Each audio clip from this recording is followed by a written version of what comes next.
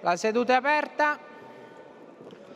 Avverto che il processo verbale della seduta precedente è posto a disposizione degli onorevoli deputati che intendano prenderne visione ed è considerato approvato, in assenza di osservazioni in contrario nella presente seduta. Ai sensi del comma 9 dell'articolo 127 del regolamento interno do il preavviso di 30 minuti al fine delle eventuali votazioni mediante procedimento elettronico che dovessero aver luogo nel corso della presente seduta. Invito pertanto i deputati a munirsi per tempo della tessera personale di voto. Ricordo che anche la richiesta di verifica del numero legale, ovvero la domanda di scrutinio nominale o di scrutinio segreto, sono effettuate mediante procedimento elettronico. C'è il congedo dell'onorevole Varrica. Preciso che l'interpellanza numero 24, tratta dall'allegato all'ordine del giorno della seduta numero 62 del 12 settembre 2023 e a suo tempo non svolta, anche oggi non verrà trattata a seguito della relativa comunicazione di ritiro del 20 settembre, annunziata nella seduta numero 68 del 3 ottobre. L'Assemblea ne prende atto. Aveva chiesto di intervenire l'onorevole Sunseri. Prego, onorevole.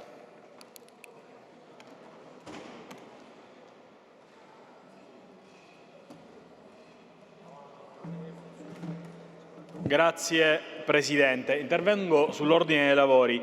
Vede, ieri Presidente, a conclusione dell'Aula di ieri, ci ha riferito di un'interpretazione dell'articolo 122,4 inerente alla votazione con votazione segreto dei debiti fuori bilancio. Debiti fuori bilancio che sono iscritti all'ordine del giorno di questa Assemblea da febbraio-marzo di quest'anno. A distanza di diversi mesi, ieri l'Assemblea, autorizzata da lei, voleva votare i debiti fuori bilancio con votazione segreta, adducendo a un articolo del regolamento, il 122,4. Scusi se la interrompo, su invito del Movimento 5 Stelle. No, noi le abbiamo chiesto da mesi di votare i debiti fuori bilancio. C'è un Io ho chiesto da mesi di votare i debiti fuori bilancio. Ieri a inizio seduta, non so se ricorda. L'onorevole De Luca, mio capogruppo, ha richiesto per l'ennesima volta di votare i debiti fuori bilancio iscritti all'ordine del giorno di questa Assemblea. Sì, io sto contestando l'interpretazione dell'articolo.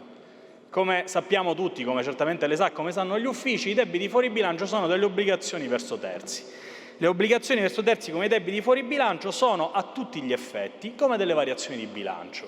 Le variazioni di bilancio rientrano perfettamente nell'articolo 122,4 e quindi vanno fatti con votazione palese. Le riporto, tra l'altro, Presidente. Ma questa non è un'interpretazione? Non è una mia interpretazione, le sto leggendo il testo di legge che stiamo votando. L'ho capito, ma materialmente io mi devo affidare agli uffici. Se io agli uffici chiedo... Posso certo esprimere, come dire, la contestazione sull'applicazione del regolamento dell'Assemblea di cui mi onoro di far parte?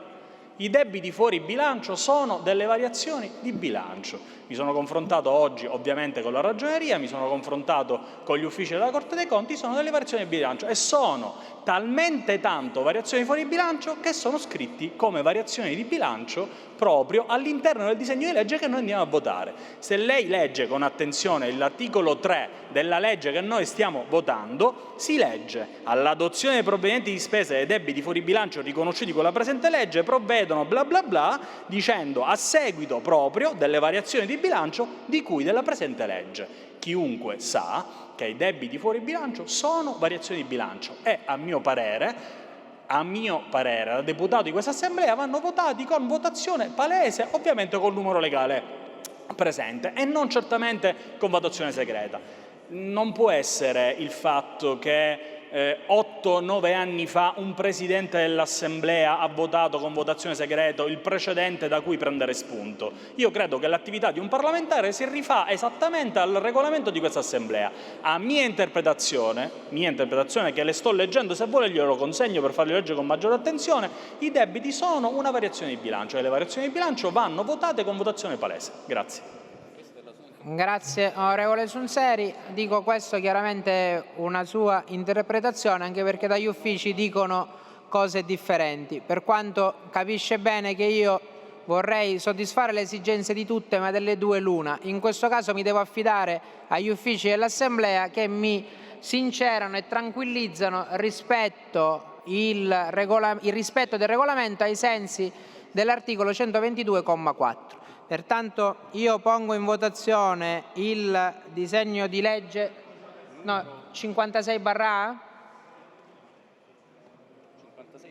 che ieri furono votati gli articoli, quindi possiamo votare direttamente, possiamo dare il voto finale al 56/A. Quindi chiedono voto segreto, vediamo se il voto segreto è appoggiato.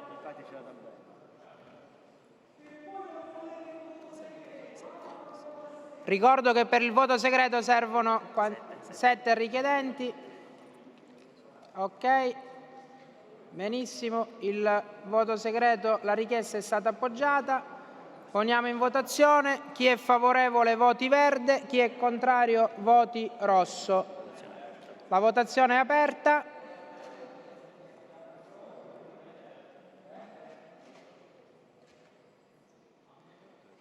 La votazione è chiusa.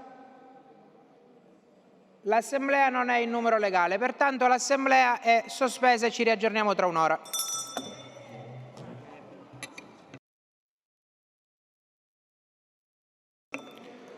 La seduta riprende. Comunico il congedo dell'onorevole Geraci, La Roccaruvolo, D'Agostino, Gennuso, Castiglione, Vasta e l'onorevole Giuseppe Catania. Riprendiamo da dove ci siamo lasciati.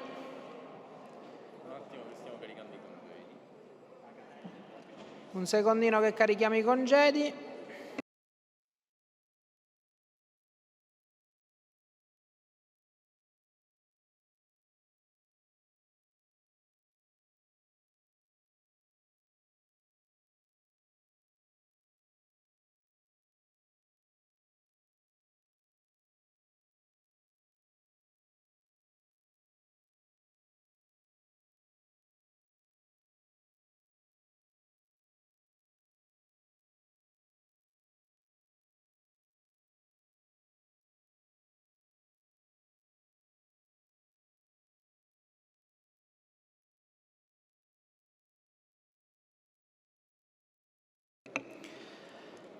Allora, ritorniamo al disegno di legge, al voto finale del 56/A.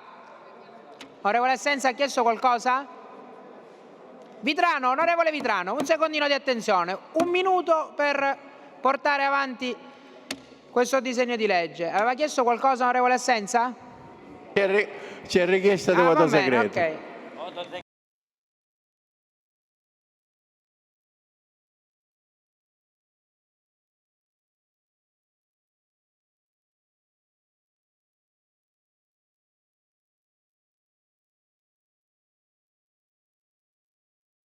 È chiusa.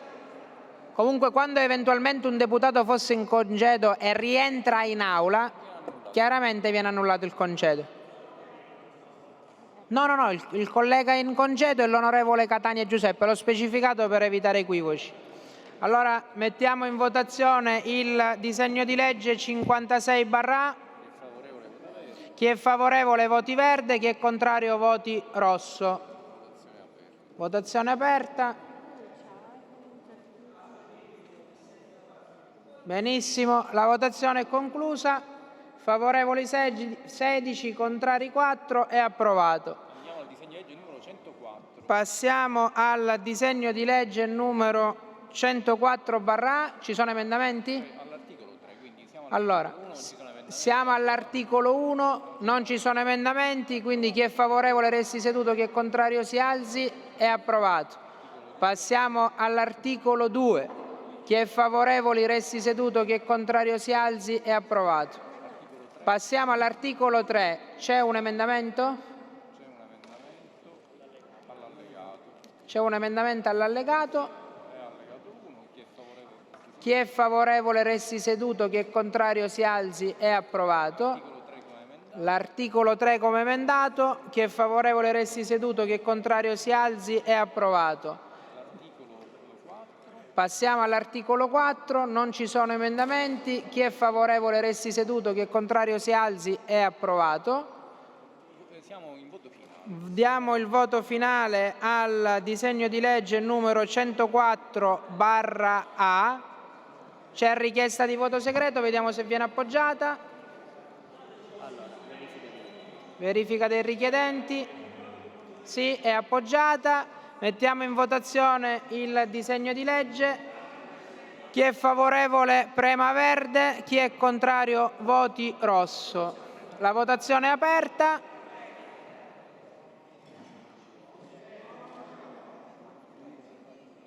Benissimo, la votazione è conclusa.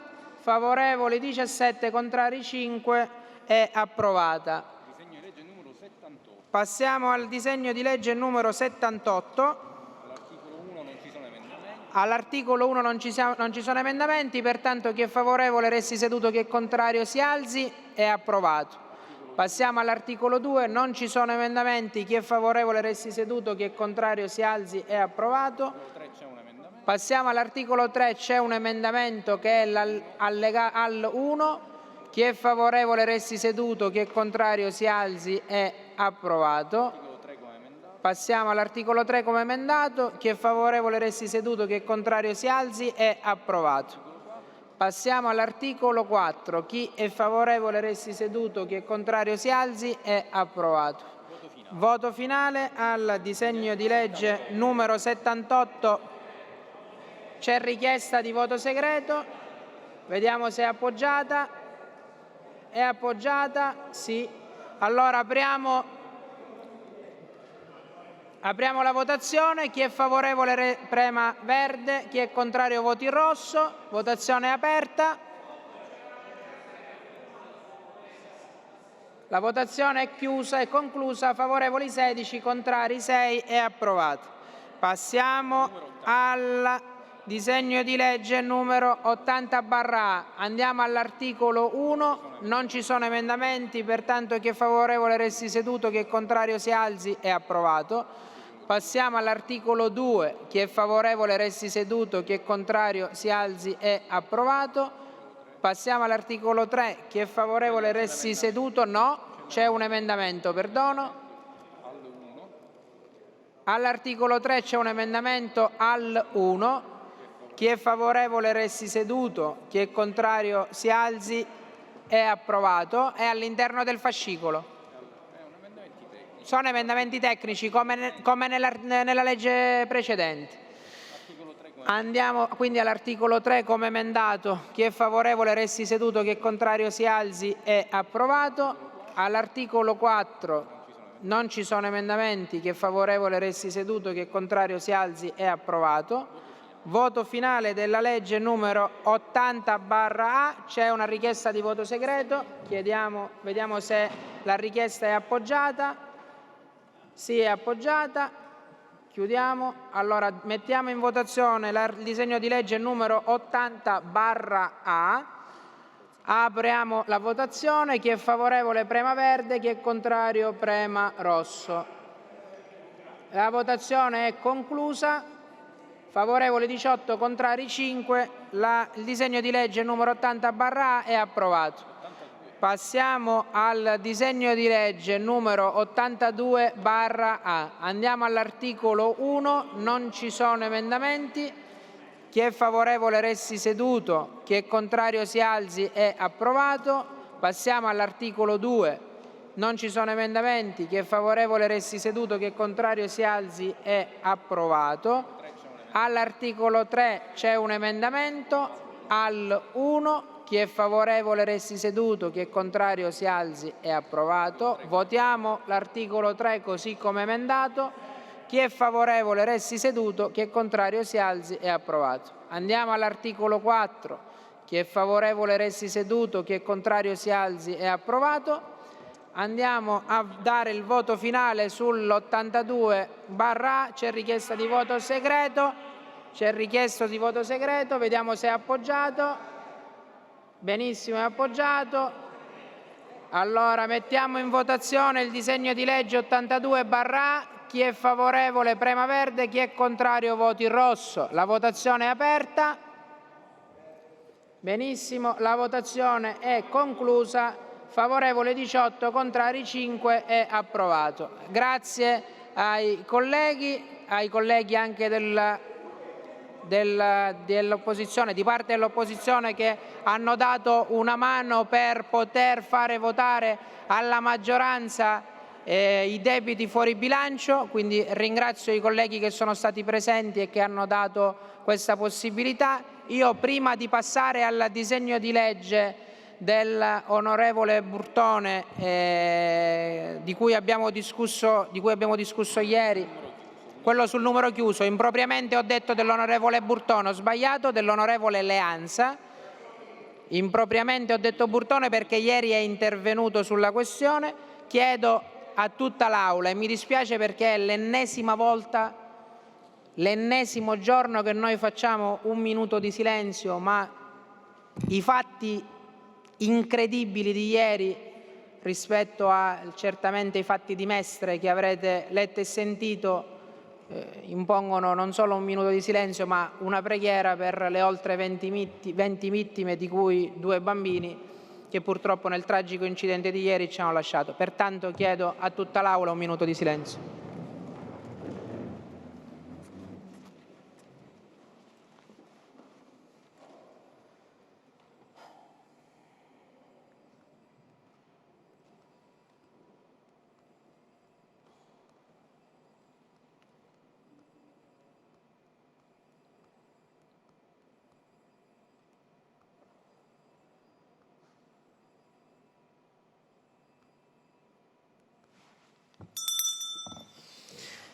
Riprendiamo, grazie colleghi.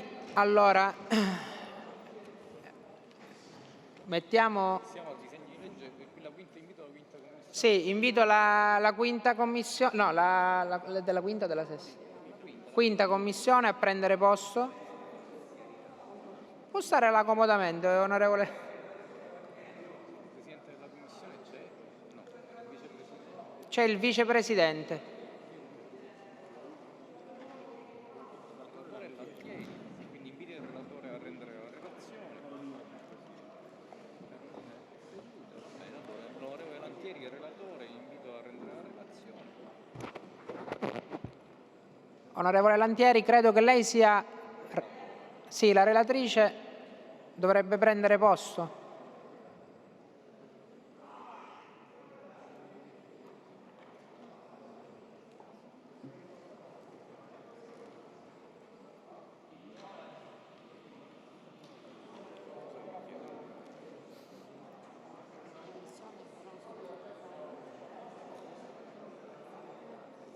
Attacchiamo il microfono per favore al Presidente. Grazie Presidente. Allora, volevo ringraziare il gruppo parlamentare del PD con il primo firmatario, l'onorevole Leanza, uno dei più giovani di questa Assemblea, che ha avuto questa sensibilità con tutto il gruppo del PD per presentare questa legge voto. Volevo ringraziare anche l'onorevole Grasso, io che eravamo i secondi firmatari del secondo disegno di legge, e di tutta la Commissione, l'onorevole Canorino e l'onorevole Schillaci, perché questo legge voto è stato votato in Commissione all'unanimità. Che cosa chiede questa legge voto? Chiede di annullare, Presidente, chiede di annullare il numero chiuso nelle facoltà di medicina. Penso che dopo la pandemia, dopo quello che è accaduto e si è visto la fragilità di quello che è il sistema sanitario, ma la fragilità di mancanza di medici non solamente nel nostro territorio ma in tutta Italia. Questo provvedimento che cosa fa? Toglie il numero chiuso per dare la possibilità a tutti i giovani che vogliono dare un aiuto al sistema sanitario nazionale di accedere in questi corsi. Sicuramente non è con la legge voto che noi riusciamo a togliere il numero chiuso, ma chiediamo fortemente al governo nazionale di attivarsi. A quanto pare ci sono dei segnali positivi su questo. Perciò io sono convinta che tutta l'Aula sarà disponibile a votare questa legge voto, ripeto, anche perché in Commissione sia il gruppo PD che il gruppo di centrodestra, Forza Italia, Fratelli d'Italia, Sud Chiama Nord e i 5 Stelle hanno votato a favore. Perciò è una cosa che riguarda tutta l'Assemblea. Grazie a tutti, ma particolarmente all'onorevole Leanza che ha proposto questo e all'onorevole Grazzo. Grazie. Grazie. Presidente, no, prima onorevole Schillaci, con tutto il rispetto per il buon tono, però ha chiesto di intervenire il primo firmatario. Sì, appena finisce l'intervento dell'onorevole Leanza, l'onorevole Schillaci e poi interviene l'onorevole Catania. Qua vabbè. Stringo, faccio veloce. Grazie Presidente, grazie onorevole Lantieri. Ringrazio non solo i colleghi del mio gruppo, ma tutte le forze politiche che hanno voluto non solo votare all'unanimità in Commissione, ma addirittura condividere firmando questo disegno di legge. Ha detto bene l'onorevole Lantieri, non è sicuramente la soluzione al numero chiuso, la palla passerà al Parlamento nazionale. Devo dire che non siamo i soli, già il Consiglio regionale della Campania si è espresso in tal senso, così come anche, pur non avendo alcuna competenza in materia, alcuni consigli comunali. Per esempio il Consiglio Comunale Tortorici ha fatto un atto di indirizzo in tal senso, ma anche altri comuni. Auspico che questo disegno di legge possa avere la massima condivisione possibile anche qui in Aula, perché su temi importanti come quello dell'accesso agli studi universitari e poi della salute non devono esserci, secondo me, differenze di colore politico. Così è stato fino ad ora e mi auspico che così potrà continuare ad essere col voto in Aula. Grazie. Grazie onorevole Leanza. Io, così come ho detto ieri, intanto la ringrazio per l'interesse. Già nella scorsa legislatura l'onorevole Lentini e insieme ad alcuni deputati di Fratelli d'Italia e altri aveva approvato un disegno di legge, io ero secondo firmatario, diciamo simile o uguale a questo. L'auspicio potrebbe essere, per migliorare ancora di più, non soltanto l'abolizione del numero chiuso, ma deve esserci un'implementazione delle borse di studio di area medico-sanitaria, perché secondo il mio modesto punto di vista diversamente non faremmo altro che creare un imbuto formativo ancora più grande. Quindi dobbiamo cercare di coniugare le due cose e far sì che tutti i giovani medici si possano specializzare nel più breve tempo possibile e quindi investire su queste borse di studio. Ha chiesto di intervenire prima l'onorevole Schillaci e poi l'onorevole Catania e Laccoto. Grazie Presidente, sì, lei ha anticipato anche il tenore del mio intervento. Ringrazio naturalmente Leanza. Nella scorsa legislatura la Commissione Quinta aveva appunto approvato, e poi tutta l'Aula, questo disegno di legge, ma credo che ci debba essere un impegno ulteriore da parte di tutte le forze politiche da portare a Roma con i nostri colleghi deputati nazionali. Perché? Perché il disegno di legge da solo non può avere una forza e un'implementazione. Quello che realmente occorre non sono solo l'aumento delle borse di studio, ma un vero e proprio investimento, perché oggi quello che veramente serve, soprattutto a livello universitario, è un investimento di tipo infrastrutturale. Quello di cui lamentano la maggior parte delle università e quindi anche corsisti e professori universitari è la mancanza di aule adeguate per seguire i corsi di medicina. Quindi io mi auguro che ci sia un impegno da parte di tutte le forze politiche che vada proprio in questa direzione. Quindi ringrazio tutta la Commissione e l'Aula per il lavoro svolto. Grazie onorevole Schillaci. Ha chiesto di intervenire l'onorevole Nicola Catania e poi l'onorevole Laccoto e Caronia e poi Galluzzo e Grasso. Grazie Presidente. Credo che il mio intervento sia quasi un atto dovuto rispetto anche agli accadimenti che ieri sera mi hanno visto coinvolto in prima persona per un emendamento che ovviamente non serviva al sottoscritto, ma serviva a un'intera comunità, associazioni, ad enti e quant'altro, con un atteggiamento, io dico a dir poco increscioso, per non dire altro. Prendo atto che c'è una volontà unanime all'interno dell'Aula, dei gruppi parlamentari, su questo disegno di legge. Anche il nostro gruppo ha partecipato attivamente, fra l'altro sono uno dei sostenitori in tal senso, e c'è anche un impegno da parte nostra a creare quella moral suasion nei confronti del governo nazionale affinché il percorso possa essere un percorso che arrivi finalmente a togliere questa situazione del numero chiuso e quant'altro. Però abbiate pazienza, sulla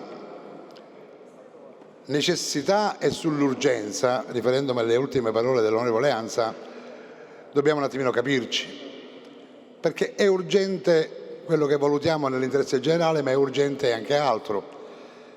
Portare avanti un disegno di legge come quello sull'acquisizione della legge nazionale sugli appalti per 3 mesi, anch'esso aveva un'urgenza, mi pare che c'è stata un'ampia disponibilità da parte del Presidente e dei gruppi parlamentari di maggioranza ad arrivare prima possibile a un percorso che sia un percorso maturato. Ecco, sull'urgenza o sulla valutazione dell'urgenza, io inviterei i colleghi parlamentari a veramente creare una condizione tale da immedesimarsi anche in problemi di altro genere, senza legarsi o a piccole cose magari non riferite in conferenza, che possono arrivare. Le emergenze arrivano per tutti e sono emergenze per le quali bisogna entrare nel merito della questione e non sulla persona che presenta gli emendamenti o che rappresenta l'urgenza.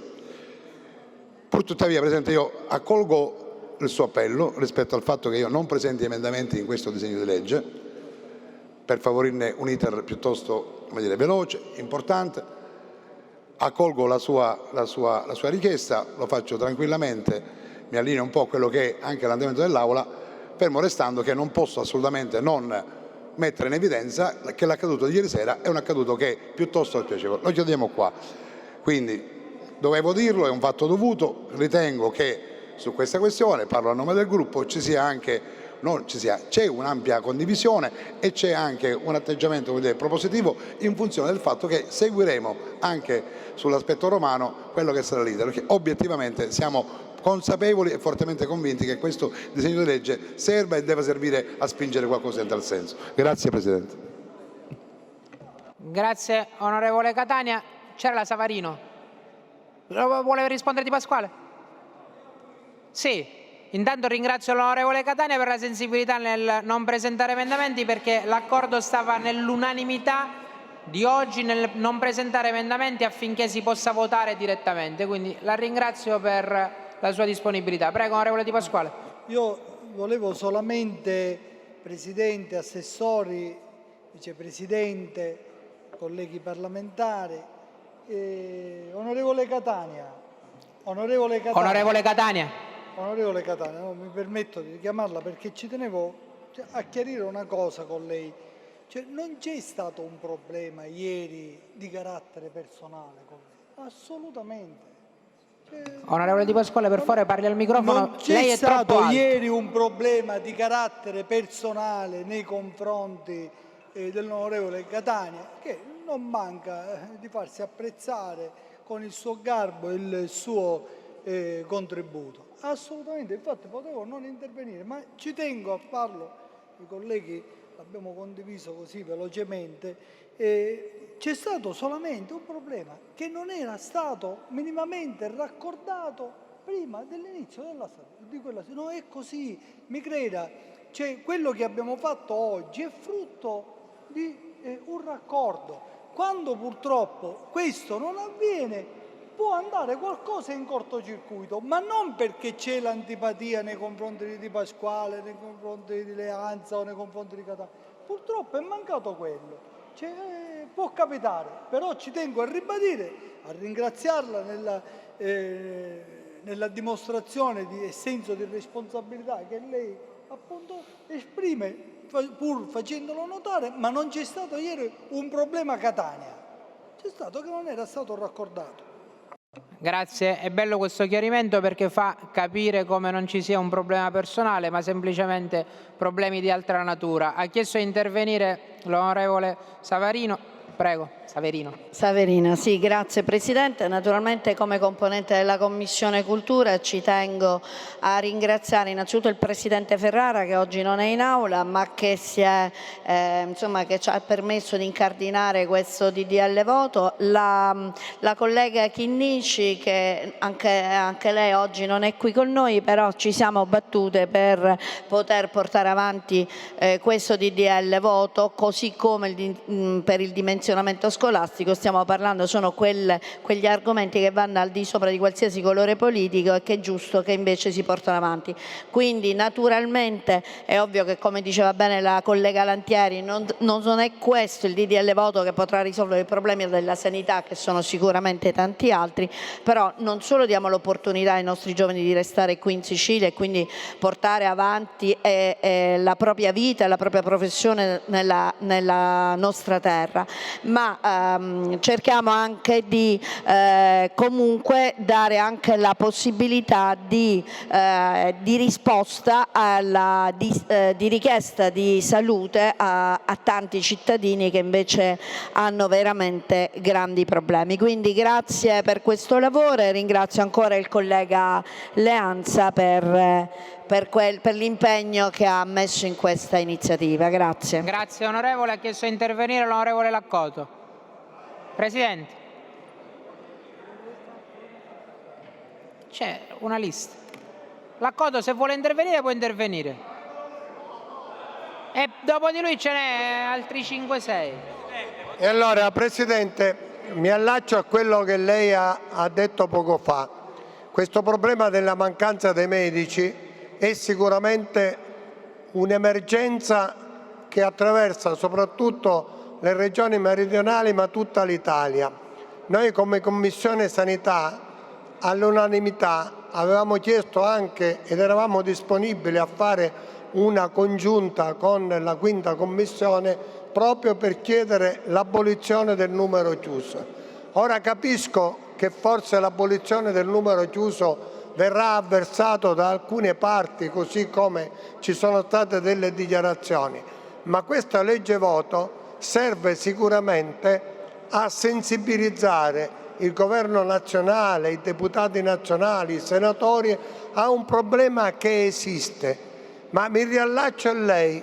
Noi l'anno scorso nella finanziaria avevamo come Commissione Salute richiesto 600 borse di studio di specializzazione, specialmente per i settori dove mancano anestesisti, emergenza, cardiologi, pediatri, eccetera.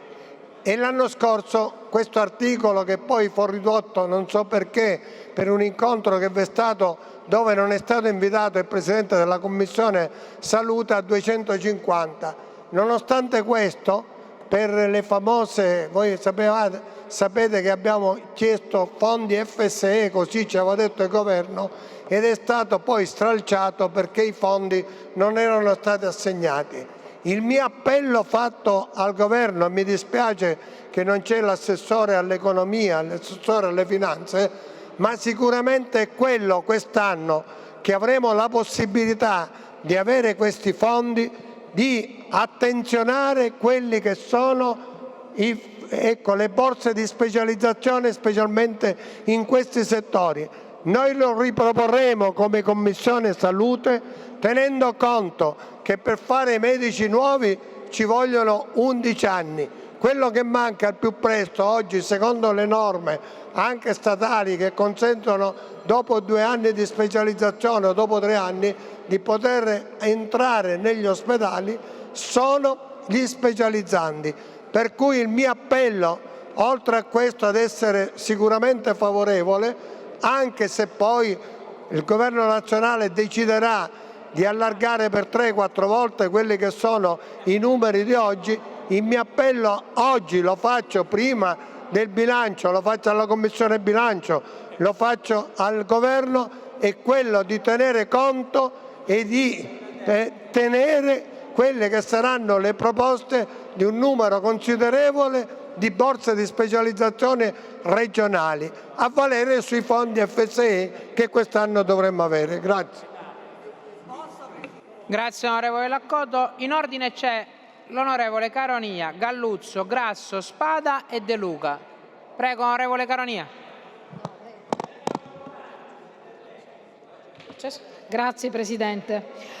Bene, questo disegno di legge approda in aula dopo un'ampia discussione in quinta commissione, peraltro come diceva il Presidente Laccoto anche nella precedente legislatura, nonché in Commissione Salute, si è lungamente dibattuto e l'unanimità rispetto a questo tema credo che sia, come dire, emblematico, soprattutto alla luce degli avvenimenti degli ultimi giorni in quest'Aula. Avere trovato una convergenza su un tema non è cosa da poco.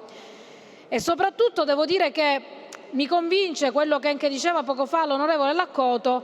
Ovviamente la nostra è una legge voto che rivolgiamo al Parlamento nazionale affinché i partiti soprattutto che hanno rappresentanza nazionale e che siedono anche dentro queste aule possano sensibilizzarsi nell'accogliere questa proposta, ma dall'altra è anche un'occasione da non perdere per trattare durante questa finanziaria i temi legati alle politiche universitarie e alla capacità delle università siciliane di produrre qui in Sicilia i propri migliori talenti e farli laureare qui, piuttosto che farli andare fuori. Sappiamo bene che la Sicilia purtroppo si distingue per uno dei primati peggiori. Il numero dei laureati in Sicilia il numero dei laureati è tra i più bassi in Italia. Devo dire che anche le ultime discussioni avvenute in Commissione Quinta con l'Università di Palermo, che per esempio ha rivisto le modalità di accesso a facoltà che sono analoghe o comunque attinenti alle materie mediche, anche se non sono prettamente medicina, ci ha fatto, come dire, ancor più convincere che un'attività di contorno, oltre all'abolizione del numero chiuso delle facoltà di medicina e affini, necessita anche di altre iniziative, a partire dal fatto che viene richiesta da parte dei rettori e da parte dei magnifici rettori appunto dell'isola un supporto anche rispetto alle aule, anche rispetto agli immobili, anche rispetto alla possibilità di rifinanziare in maniera più cospicua gli ERSU, ossia di dare alloggio agli universitari. Ricorderete, colleghi, che nella scorsa finanziaria 20 milioni di euro del bilancio regionale sono stati appostati dalla sottoscritta, sono stati proposti e poi votati dall'intera aula affinché si potesse potenziare la capacità di alloggio degli studenti, che è ancora estremamente carente. Quindi io mi auguro che con questa legge voto si apra un focus importante all'interno di quest'Aula, nonché nelle commissioni bilancio e le commissioni sanità, affinché si arrivi con un pacchetto di norme che sostengano fortemente la volontà di un Parlamento che oggi vota una legge affinché si elimini il numero chiuso, ma che comunque sostenga le attività delle università siciliane apponendo somme, cercando di trovare degli immobili che possono permettere anche un numero maggiore di ragazzi seduti negli scranni delle università siciliane. E devo anche, come dire che è stato oggetto anche di discussione, in un certo senso, il mercimonio che si è creato attorno alla preparazione dei corsi che poi permettono ai ragazzi di accedere al numero chiuso. Io credo che si debba ritornare, così come si è detto anche in Commissione, si debba ritornare al vecchio metodo, il merito. Diamo ai ragazzi siciliani la possibilità di dimostrare il proprio merito, diamo la possibilità di selezionarli in funzione di quella che è la capacità, così come è stato negli anni passati, e non facciamo sì che le altre regioni si arricchiscano delle migliori menti e dei migliori laureati che faranno la classe dirigente non soltanto delle professioni mediche ma anche di quelle paramediche, e quindi cerchiamo di trattenerli qui anche nella parte formativa. Questo è l'augurio che questa legge con sé porta, quindi un corredo di speranze, oltre che ovviamente una legge voto, un corredo di speranze che mi auguro trovino copertura finanziaria e risposte da parte del governo regionale nella prossima finanziaria. Grazie. Grazie onorevole Caronia. Chiedo ai colleghi però di fare un po' di silenzio, sono gli ultimi 3 interventi. E cosa posso fare io, onorevole Abbate? Non possiamo levare la possibilità ai colleghi di intervenire ancora. Galluzzo, poi Grasso, Spada e De Luca. Prego, onorevole Galluzzi. Grazie Presidente. È chiaro che la vicenda riguardante la carenza dei medici oggi su tutto il territorio nazionale più che mai, dopo la scelta scellerata del 2000 di contingentare in maniera così ristretta i partecipanti ai corsi di laurea in medicina, oggi abbiamo i risultati. Ma non pensiamo che questa sia la soluzione del problema. Io ricordo quando ho avuto l'opportunità di fare il giovane consigliere comunale, esisteva il piano triennale delle opere pubbliche. Quando lo vidi la prima volta dissi che, vedevo che si potevano inserire opere bellissime, poi scoprì che veniva chiamato il libro dei sogni. Un po' come oggi il DM70, il decreto Balduzzi, norma che il governo Monti costruì per regolare la sanità in Italia, ha come riferimento la rete ospedaliera. E così nella scorsa legislatura, quando abbiamo messo mano in Commissione a redigere la rete ospedaliera, distribuendo posti di letto di qua e posti di letto di là, eravamo tutti felici che avevamo portato sui nostri territori chissà cosa. Mancava la materia prima. Come nel piano triennale delle opere pubbliche dei comuni mancavano i soldini per realizzare quelle opere pubbliche, per creare quei reparti, per creare quelle strutture, quei posti letto negli ospedali mancavano i medici. E quindi oggi questo input che diamo al Parlamento nazionale di mettere fine o quantomeno aumentare la possibilità del numero dei partecipanti ai corsi di laurea in medicina, penso anche che bisogna agire su una norma che è quella che regolamenta la sanità italiana, che oggi non ha più senso di esistere. La sanità pubblica o la sanità privata? Bisognava pensarla in maniera complementare, così era stata pensata, ma oggi il problema è nella competizione, cioè la sanità privata fa competizione alla sanità pubblica e la sanità pubblica è attrezzata di fionde, mentre la sanità privata è attrezzata con i carri armati. E allora penso che lì dobbiamo incidere e dobbiamo cominciare a pensare che forse attraverso la riforma del titolo V, per quanto riguarda la voce salute e sanità, qualche errore lo abbiamo fatto.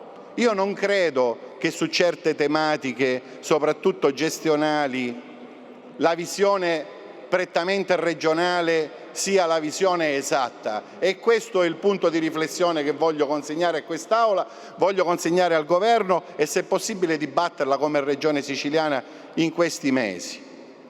Cosa intendo dire? Intendo dire che la salute e la sanità è un bene così prezioso e primario per tutto il popolo italiano che certe vicende gestionali creano due misure diverse, due velocità diverse, 3 velocità, 4 velocità, 5 velocità. Sì, è vero che io come cittadino siciliano ho la libertà di andarmi a curare in Lombardia o ho la libertà di andarmi a curare in Emilia-Romagna o andarmi a curare da un'altra parte. Ma perché non bisogna studiare e creare una norma in sostituzione del DM70 dove la qualità della salute e della sanità è identica dalla Lombardia alla Sicilia?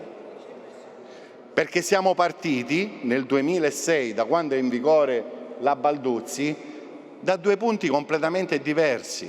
La Balduzzi ha fatto un errore, quello di entrare in campo dove le regioni avevano dotazioni iniziali totalmente diverse e quindi ha creato un sistema ancora più iniquo, più ingiusto, che si aggiunge alla carenza dei medici e quindi non solo noi paghiamo un prezzo sulla qualità della salute, paghiamo un prezzo anche sulla quantità dei servizi e la dimostrazione sono le liste di attesa.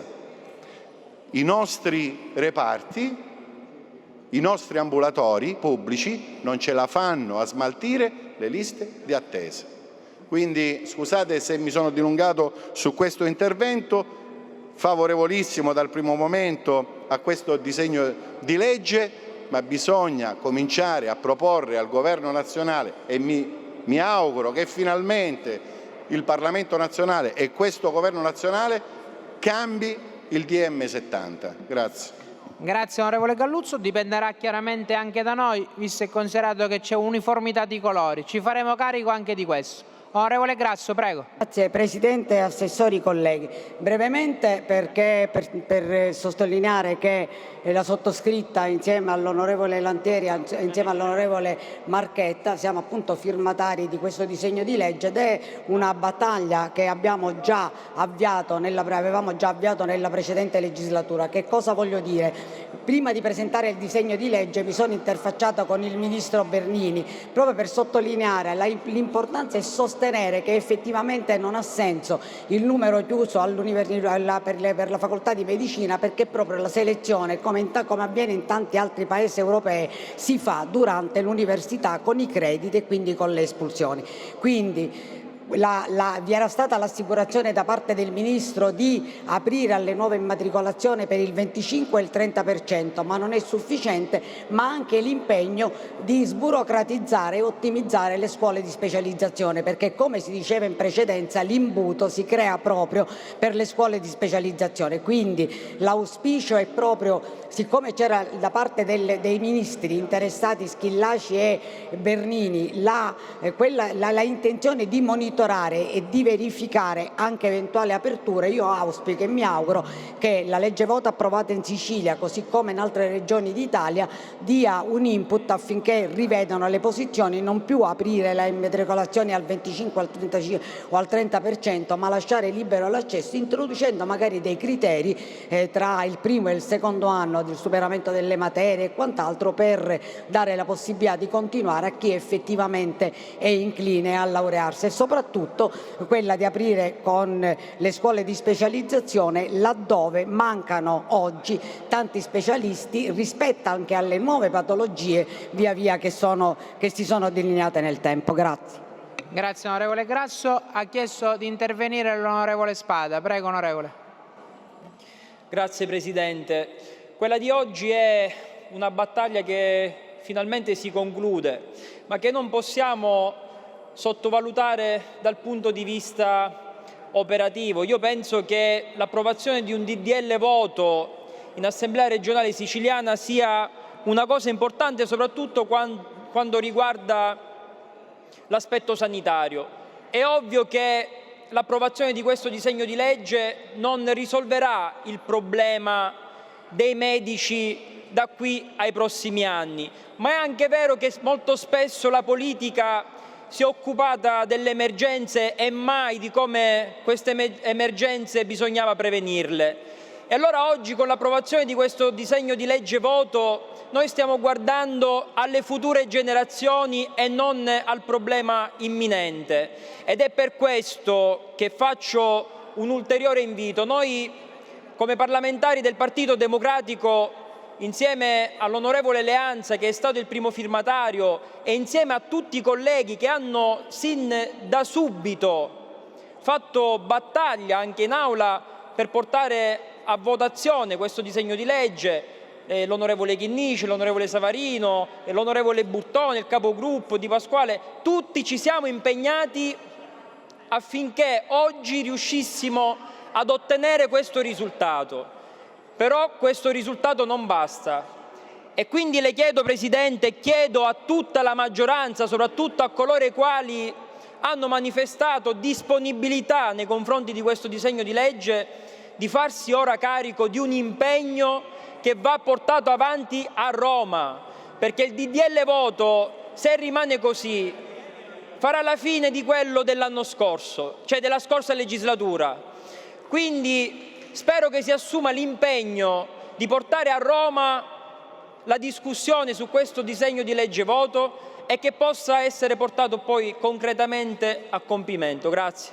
Grazie onorevole Spada. Ha chiesto di intervenire l'onorevole De Luca.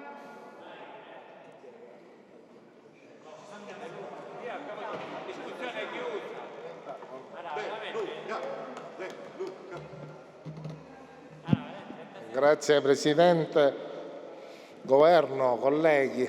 Presidente, Noi su questo disegno di legge voto, noi del Movimento 5 Stelle ovviamente siamo presenti, voteremo favorevolmente, lo cogliamo di buon grado anche perché è una battaglia che da anni portiamo avanti a Roma per l'abolizione del numero chiuso in medicina in particolare, dove si registra tra l'altro la grande vergogna dei grandi business portati avanti dagli enti di formazione per preparare questi ragazzi che sono costretti non solo a dei ritmi estenuanti per prepararsi a questi corsi, ma per accedere ai quali occorre sborsare un sacco di soldi. E diciamocelo chiaro, perché va detto, c'è dietro a questi quiz, dietro a queste preparazioni, chi si è guadagnato una barca di soldi in tutta Italia. E speriamo quindi che l'abolizione di questo numero chiuso realmente avvenga, così finisce magari anche questo modo particolarmente brutto di mangiare soldi, tanto più che è stato più volte anche evidenziato come questi test poi siano anche farciti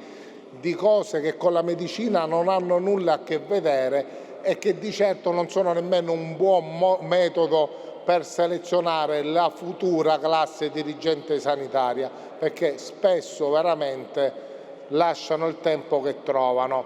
Ricordo a me stesso che questo Parlamento regionale si sta prendendo l'impegno in aula di approvare un disegno di legge che poi andrà a Roma, e questo impegno è quasi inutile se poi i partiti non si prenderanno la responsabilità di calendarizzarlo nel Parlamento nazionale e poi di portarlo avanti, perché è inutile che a Palermo il Movimento 5 Stelle, la Lega, Fratelli d'Italia, Forza Italia, i vari partiti che siamo qui, mandiamo un messaggio a Roma se poi a Roma non viene percepito dalle segreterie di partito e dai gruppi parlamentari che poi fanno un lavoro conseguenziale.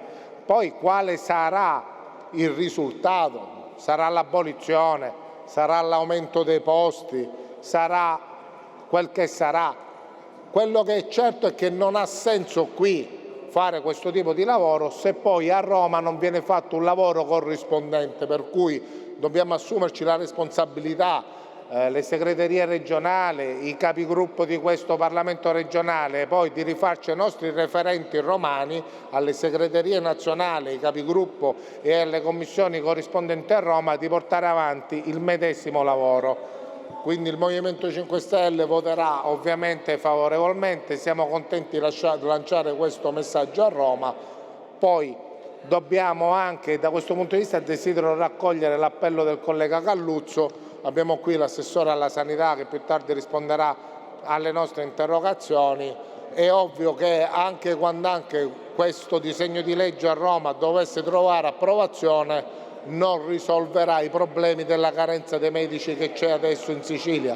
Ragion per cui dobbiamo iniziare a ragionare in termini anche di riforma della legge 5. E allora anche da questo punto di vista spero che presto potremo anche avviare un confronto con il Presidente Schifani, con l'assessore Volo, perché qua dobbiamo porci il tema se oggi ancora le ASP sono in grado di gestire ospedali o se forse dovremmo iniziare a ragionare in maniera diversa, perché i medici mancano, continueranno a mancare, quindi noi o andiamo a razionalizzare, utilizzare bene le risorse che esistono, o non possiamo presentarci davanti al popolo siciliano con delle soluzioni che offriranno una concretezza tra una dozzina di anni. Grazie.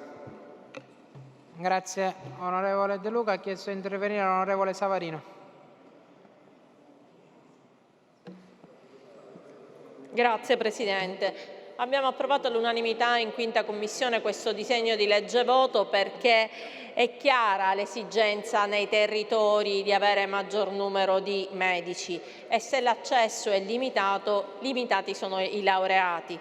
Quindi l'azione politica è quella di aprire non solo la facoltà di medicina, mancano anche laureati in scienze infermieristiche, mancano anche professionisti comunque del mondo sanitario, quindi odontoiatri, veterinari, che sono tutti a numero chiuso. Quindi il numero chiuso andrebbe rivisto in tutte queste facoltà di materia sanitaria, dove i nostri ospedali stanno soffrendo in maniera particolare. Io ho personalmente parlato col Ministro Schillaci anche per favorire economicamente i medici che accettano le sedi periferiche, perché quello è un altro tema, cioè quindi una volta laureati e specializzati, essendo pochi, preferiscono partecipare ai concorsi negli ospedali più prestigiosi e vanno spesso deserti i concorsi negli ospedali di provincia. E questo è un altro tema che il governo deve affrontare, sia quello regionale che quello nazionale. Quindi più laureati, più specializzati, e con il Presidente Laccoto già nella scorsa finanziaria abbiamo sostenuto la norma che amplia il numero delle borse di studio per le scuole di specializzazione, lo faremo di nuovo anche nella prossima finanziaria. L'impegno di Fratelli d'Italia c'è, quello di sostenere al massimo le borse di studio, perché è un ulteriore filtro che si dà una volta che sono i medici laureati, è quello appunto del minore numero delle scuole di specializzazione, che ha veramente poco senso. Noi stiamo lavorando sostenendo appunto l'ampliamento di questi numeri di laureati nelle facoltà sanitarie, perché l'offerta sanitaria, per essere all'altezza, ha bisogno innanzitutto della risorsa umana. In questi anni il vero depauperamento è stato proprio quello della risorsa umana, ed è ora che questo governo e che il governo Meloni su questo mettano una parola risolutiva che guardi al futuro, dovendo sostenere purtroppo oggi i problemi che derivano dalle pessime scelte dei governi passati. Grazie Presidente. Grazie onorevole Savarino. Ha chiesto di intervenire l'onorevole Lavardera. Prego onorevole.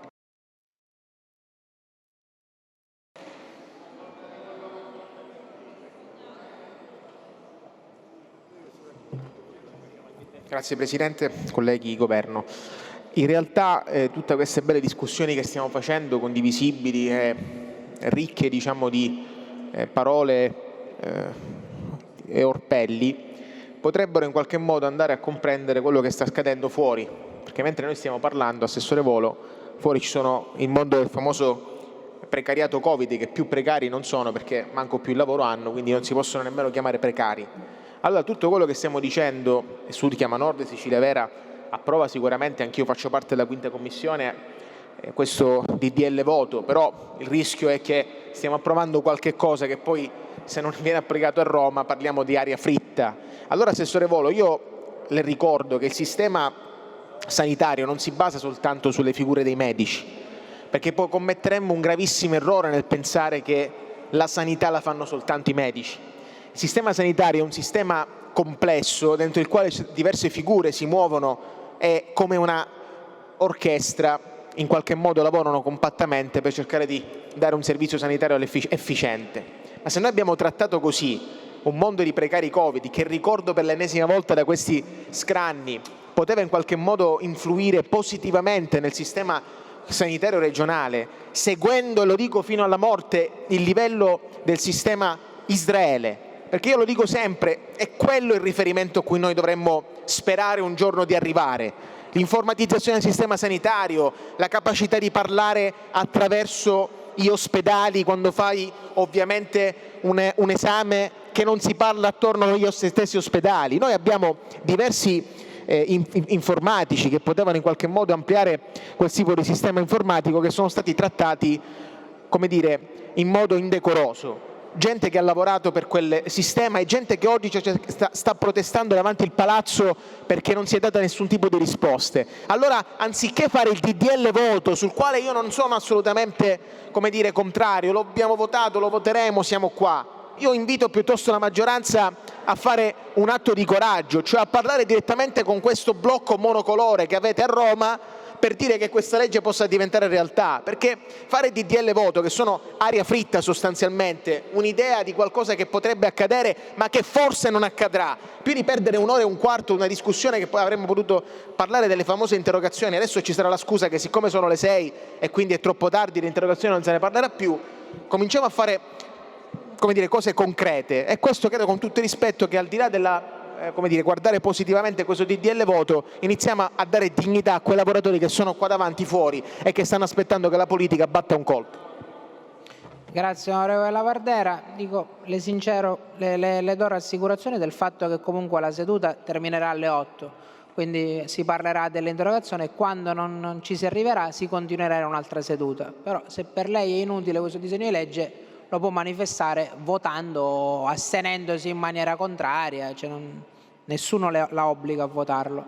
Aveva chiesto, la discussione generale è conclusa, sulle dichiarazioni di voto ha chiesto di intervenire l'onorevole Burtone. Prego onorevole. Solo l'onorevole Burtone ha chiesto di fare dichiarazione di voto.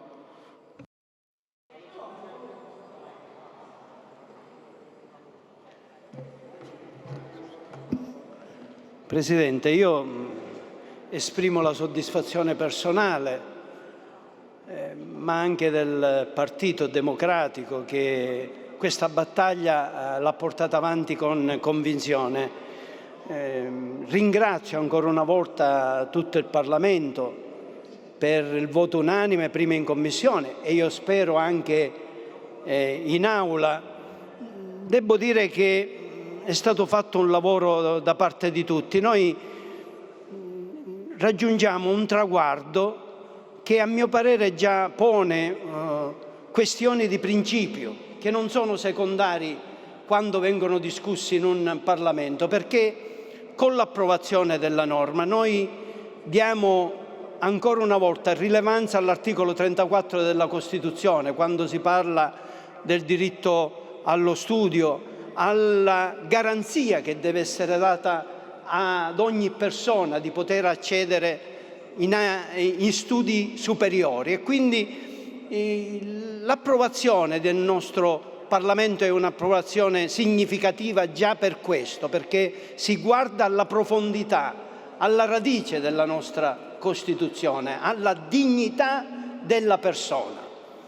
Certo, io lo dico con grande franchezza, noi siamo al primo passo, non è legge. Io ho ricevuto diverse telefonate perché la notizia che era passata in Commissione all'unanimità ha suscitato, soprattutto nel mondo giovanile, speranza, fiducia. Però io in politica cerco di parlare con le parole della verità e lo voglio fare nel Parlamento. Noi non abbiamo raggiunto un obiettivo concreto, abbiamo avviato un percorso che deve portarci ad un confronto serrato con il Parlamento nazionale, con tutto il Parlamento nazionale. Io non faccio distinzioni in tal senso. Credo che nel Parlamento ci sarà uno spartiacque. Chi è nel territorio, i sindaci per esempio, chi lavora tra la gente, chi lavora nel campo sanitario, ha chiaro l'evidenza che mancano i medici. E se si discute anche con chi è più riottoso, contrario a livello nazionale all'approvazione della norma, alla fine dicono sì, mancano i medici. E noi stasera dal Parlamento siciliano affermiamo un principio, che intanto facciamo una proposta concreta. Questi soloni della politica che spesso troviamo nei palazzi ci dicano quale può essere l'alternativa. Noi abbiamo messo a centro, l'assessore lo sa, in tante riunioni, in Parlamento, nella Commissione Sanità, la questione che mancano i medici. Non c'è un settore in cui si possa dire abbiamo qualche medico in più, ci sono più specializzati, c'è la possibilità di utilizzare in un certo senso potenzialità che non sono utilizzate finora. Non esiste. Quindi facciano una proposta, quelli che troveremo contrari. Noi abbiamo fatto il possibile, abbiamo cercato di dare una risposta che è fondamentale. C'è l'assessore Volo che ha cercato in tanti modi di affrontare la questione. Qualcuno aggiunge ma non risolveremo subito il problema, è chiaro. Per avere i medici bisognerà aspettare 11 anni, 6 di laurea e 5 di specializzazione. La norma, devo dire, inquadra anche le professioni sanitarie, le altre che sono a numero chiuso noi ora dobbiamo considerare questo un primo passo. Dopo affronteremo la questione con i livelli nazionali e io in questo non metto a riparo il mio partito, con grande lealtà.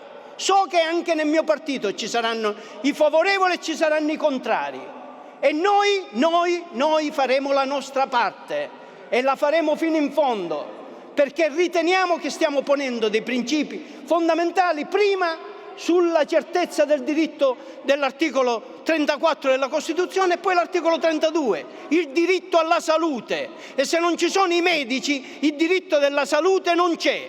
Ecco perché abbiamo fatto questa battaglia, la condurremo in avanti e speriamo di poter trovare ascolto, anche perché lo sappiamo, ci sono alcuni poteri che si opporranno. I rettori non sono venuti invitati dalla Commissione in audizione, hanno ritenuto che la discussione non si dovesse fare. Noi riteniamo che si possa andare avanti, non ci facciamo dettare le regole da poteri esterni al Parlamento. Il Parlamento ha la sua autonomia e stasera decide all'unanimità di portare avanti un percorso per rilegittimare la possibilità di ogni giovane di entrare nella facoltà che desidera portare avanti. Grazie onorevole Burtone. Sulla dichiarazione di voto ha chiesto di intervenire l'onorevole Sunseri. Abbiamo concluso.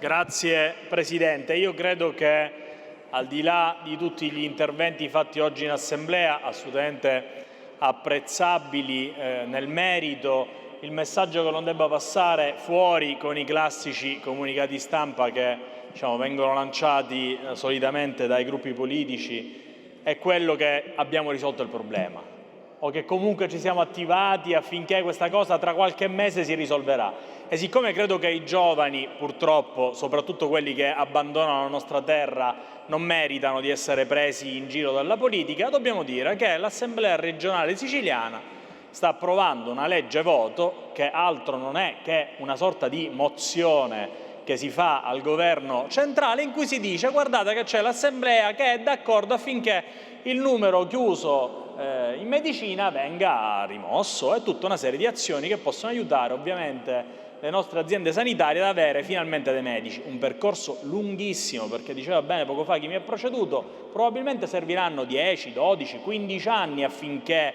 si comincino a vedere i risultati, soprattutto se domani il Governo nazionale prendesse in considerazione il disegno di legge voto dell'Assemblea regionale o uno dei tanti disegni di legge presentati a livello nazionale, perché io ricordo a me stesso che il Movimento 5 Stelle è stato e sarà a favore dell'abolizione del numero chiuso in medicina e chirurgia, e lo abbiamo fatto depositando una serie di disegni di legge. Quindi la mia dichiarazione di voto, come dire, è una dichiarazione di sincerità nei confronti dei giovani siciliani. Non stiamo abolendo nulla, non stiamo modificando nulla perché non è nelle nostre competenze, stiamo lanciando un messaggio al Governo nazionale per fare in modo che il numero chiuso all'interno della medicina, del corso di laurea in medicina venga rimosso. Grazie.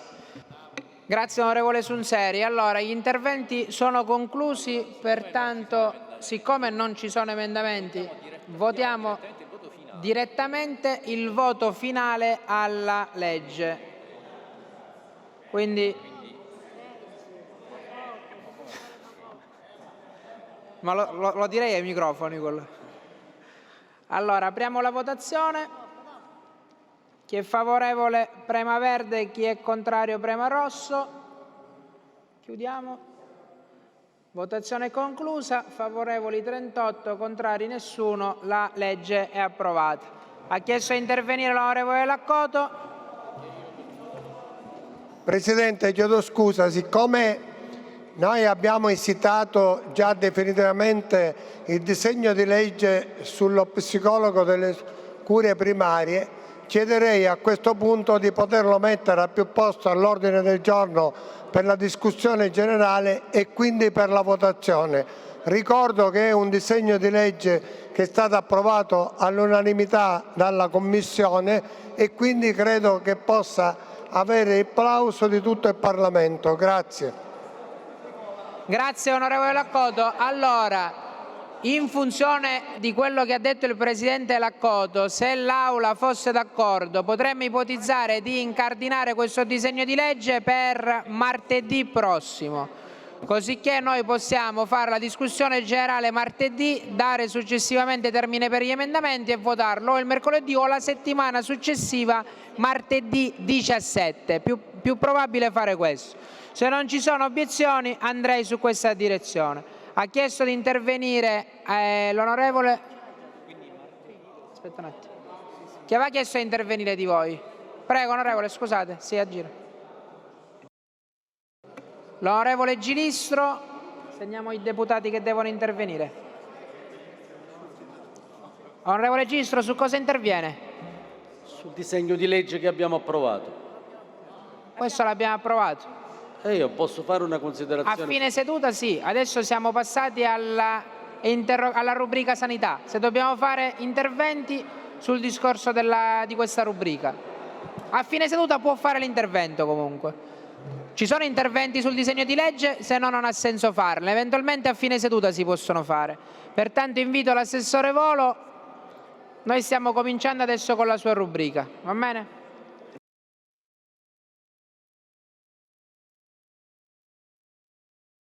Sull'ordine dei lavori? Sì, se è sull'ordine dei lavori. Come? Al microfono. Dico l'ordine dei lavori rispetto alla rubrica che stiamo che stiamo affrontando con l'assessore. Sì, cosa voleva proporre? Volevo fare l'intervento. Non ho capito, parli al microfono. Volevo fare l'intervento rispetto all'ordine dei lavori. Prego, può farlo. Grazie.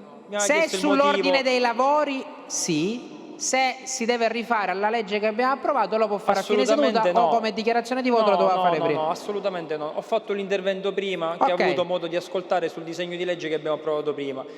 No, volevo intervenire sull'ordine dei lavori considerando anche che stiamo per affrontare tutte le interrogazioni che da inizio legislatura ad oggi abbiamo presentato nella rubrica sanità. Io ne ho una che sicuramente verrà discussa a breve, ma volevo, Assessore, se mi dà un attimo di attenzione, volevo sottoporre all'Assessore una questione, considerato appunto che sta per rispondere a delle interrogazioni, le volevo sottoporre una questione che magari avrà modo di rispondermi più avanti quando riterrà opportuno. Però volevo segnalare all'Assessore che in provincia di Siracusa stanno per chiudere l'unico, e dico l'unico, centro amianto presente in Sicilia. E lo stanno chiudendo perché dovranno svolgere dei lavori di ristrutturazione all'interno dell'ospedale e hanno deciso di chiudere l'unico centro amianto in provincia di Siracusa, considerando che in provincia di Siracusa c'era uno dei... Onorevole Spada, però Sì. per correttezza, se no poi sarei iniquo nei confronti di altri colleghi. Sì. L'intervento deve essere sull'ordine dei lavori, non nel merito di una questione che magari affronterà. Vabbè, allora ora. lo faccio alla fine della seduta. Benissimo, così diamo per evitare che ci siano interventi a pioggia, anche perché sennò si riduce ancora di più il tempo che diamo a disposizione dell'assessore. Vi preannuncio che l'assessore ha già dato disponibilità di ritornare in aula per tutto quello che non riusciremo a discutere entro le ore 20 a mercoledì della settimana prossima. Corretto, Assessore? Benissimo, la ringrazio. Chiedo all'onorevole Lantieri di sostituirmi.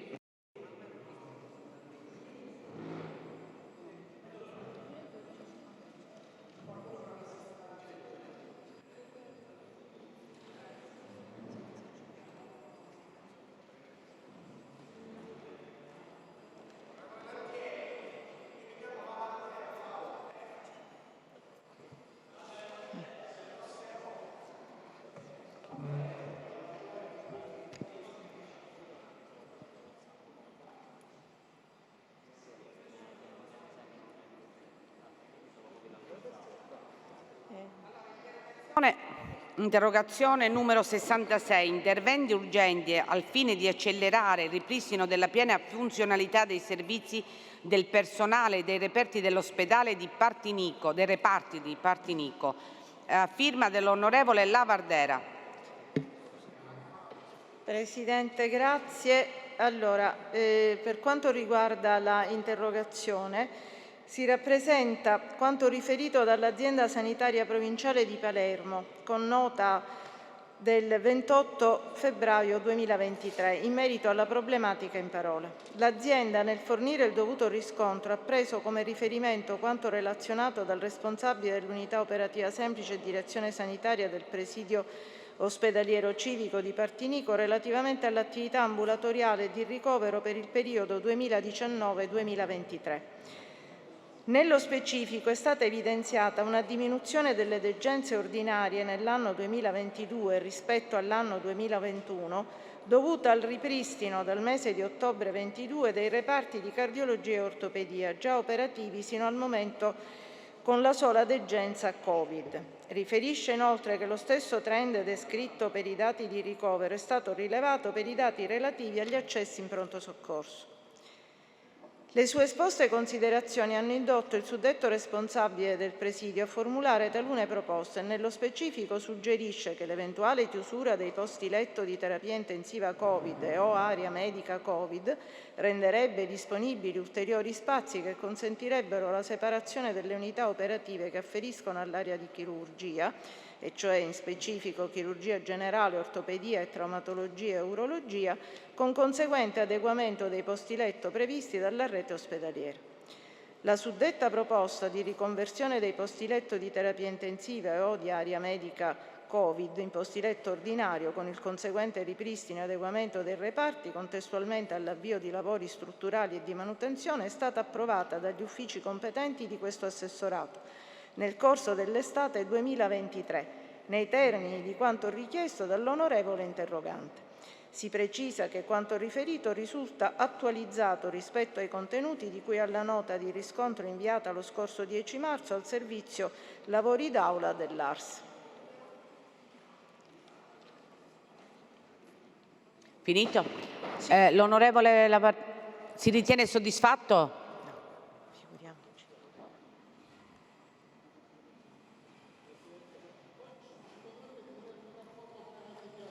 Alle 8.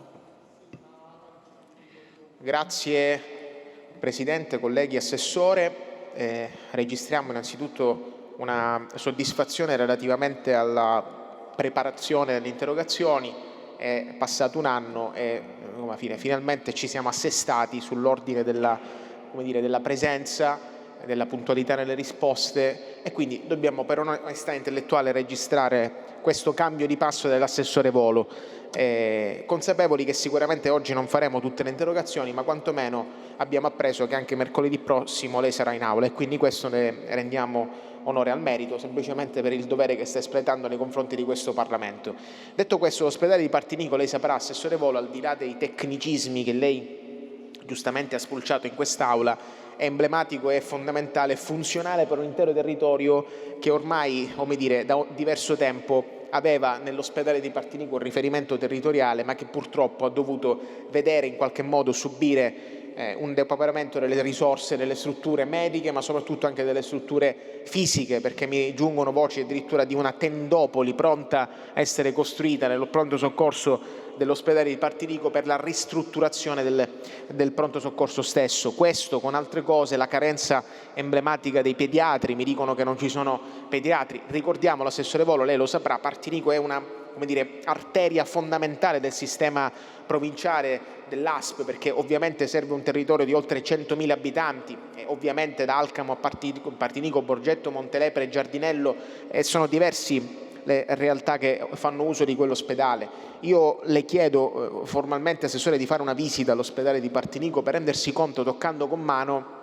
le criticità che mi sottolineano rispetto a quello che è ancora un ospedale che mi dicono essere misto, cioè che aveva prima le funzionalità operative di Covid, ma che oggi non ha nella riconversione tornato nella totalità delle sue piene funzioni. Quindi alla luce di questo, Assessore, visto che la pandemia, grazie a Dio, è qualcosa che ci siamo lasciati alle spalle, di mettersi nelle condizioni che quell'ospedale ritorni nella piena operatività anche con la presenza dei pediatri che mancano in quel territorio. Quindi i numeri che abbiamo sono abbastanza preoccupanti della riduzione dei reparti e dei posti letto, e ovviamente tutto questo ci mette nella condizione di pensare che da 89 posti letto che c'erano prima della pandemia, oggi ce ne sono soltanto 36 no Covid, e quindi tutto questo, caro Assessore, mi permette di essere preoccupato rispetto a questa situazione, e le chiedo, oltre ad avere risposto a questa interrogazione, una sua presenza fisica dell'ospedale di Partinico, perché lo chiedono gli operatori sanitari che operano in quel territorio, perché quell'ospedale, Assessore, io non le auguro di poterci andare soltanto come ovviamente assessore, perché chi invece va lì a essere accudito riscontra diverse difficoltà non indifferenti. Ultimo tra tutti, un pronto soccorso che sarà costituito in una tendopoli, perché di fatto mancano le strutture, quella struttura stessa è stata riconvertita a pronto soccorso. Questo e ad altre cose non mi fanno che essere, consapevole di essere ovviamente, a onor del vero, parzialmente soddisfatto per la risposta che lei qui ha dato a quest'Aula, nella preghiera di mantenere una particolare attenzione alle periferie della nostra provincia, caro Assessore, perché c'è una situazione precaria. Noi lunedì, glielo anticipo, è fondamentale quello che faremo, andremo all'ospedale di Partinico, ci sarà una riunione convocata dal Presidente del Consiglio Comunale di Partinico, alla presenza di tutti i deputati della provincia di Palermo. Mi auguro che tutti i deputati parteciperanno, perché c'è ovviamente il comitato Vogliamo Nascere a Partinico che ci ha chiesto un incontro, se lo segni nella sua agenda. Sarebbe bello vederla anche lei, a dimostrazione che la sanità, e lei in persona come Assessore alla Sanità vuole portare avanti questo problema, perché ce lo segnalano diversi colleghi, diverse realtà di quel territorio, di Corleone, di Bisacquino, che vedono anche in quell'ospedale un completo disarmo delle forze di lavoro fondamentali. Quindi su quello ne approfitto anche per farle questo appello, e mi ritengo parzialmente soddisfatto. Grazie. Grazie onorevole Lavardera. Interrogazione numero 189. Iniziative urgenti al fine di garantire la tutela dei diritti umani all'interno della casa circondariale Pagliarelli di Palermo. Sempre dell'onorevole Lavardera. Prego, Assessore. Grazie Presidente. Con riferimento all'interrogazione... Un attimo solo, Assessore. Per quanto riguarda l'ordine dei lavori per i colleghi, mi aveva chiesto l'onorevole Burtone, siamo a metà, oltre la metà, perciò onorevole, non lo so, decida lei, per quanto riguarda quelle fatte. Sì, tutte ci sono. Grazie, scusi Assessore, prego Assessore. No, prego, per carità. Allora, con riferimento all'interrogazione in oggetto delegata per la trattazione con nota Presidente protocollo 13539 del 24 marzo del 2023, si riferisce quanto di competenza dell'Assessorato Salute, limitatamente ai rilievi mossi circa il rispetto del diritto alla salute all'interno del carcere. Nello specifico sono state effettuate puntuali verifiche dalle quali è scaturito un articolato quadro di assistenza medico-sanitaria assicurata ai detenuti bisognosi di visite mediche. Per quanto riguarda i medici di base, ogni mattina sono presenti nell'istituto un dirigente sanitario coordinatore per 3 ore e 4-5 medici per 3 ore ciascuno, per un totale di 12-15 ore. Il che significa un medico per ogni sezione di circa 350 detenuti in media, eccezion fatta della sezione femminile con circa 100 detenute. Medici di guardia sono 3, a 6 ore, per un totale di 18 ore. Il pomeriggio sono presenti 2 medici di guardia per 6 ore ciascuno, per un totale di 12 ore. La notte sono presenti 2 medici di guardia, 12 ore ciascuno, per un totale di 24 ore. L'assessorato sta lavorando sull'applicazione del contratto nazionale che istituisce la figura del medico penitenziario nell'ambito della medicina generale e alla definizione di specifici standard assistenziali.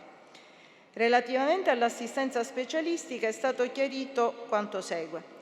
Gli esami di laboratorio, i prelievi vengono effettuati rutinariamente una volta alla settimana e inviati al presidio ospedaliero in Grassia. Quando richiesti in urgenza dal medico avvengono in giornata stessa. Le visite cardiologiche, l'offerta è di 10 ore divise in 2 giorni settimanali.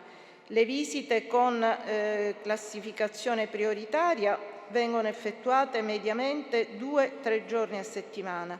Le invece visite con definizione ordinarie vengono effettuate mediamente in circa 30 giorni. Le visite oculistiche, l'offerta è di 5 ore settimanali. I tempi di attesa sono abbastanza lunghi perché il 95% delle visite sono per controllo visus e per prescrizioni o sostituzioni lenti. Viene comunque data priorità alle patologie in forma acuta, congiuntiviti o altre patologie con tempi di attesa mediamente di 1 settimana. Per le visite ortopediche l'offerta è di 4 ore settimanali con specialista ambulatoriale. Ad oggi è presente un medico una volta a settimana. Per le visite ortopediche con codice prioritario l'attesa è di 3-4 giorni e inoltre assicurato un alto tasso di realizzazione di screening oncologici, screening HCV e vaccinazioni. Inoltre si rappresenta che, come comunicato dall'ASP di Palermo, alla Casa Circondariale Pagliarelli di Palermo è stato destinato un telecomandato. Quindi vuol dire che possono essere effettuate anche delle diagnostiche per immagini. Grazie Assessore. Onorevole, si ritiene soddisfatto? No. Grazie Assessore per la sua esposizione dei fatti.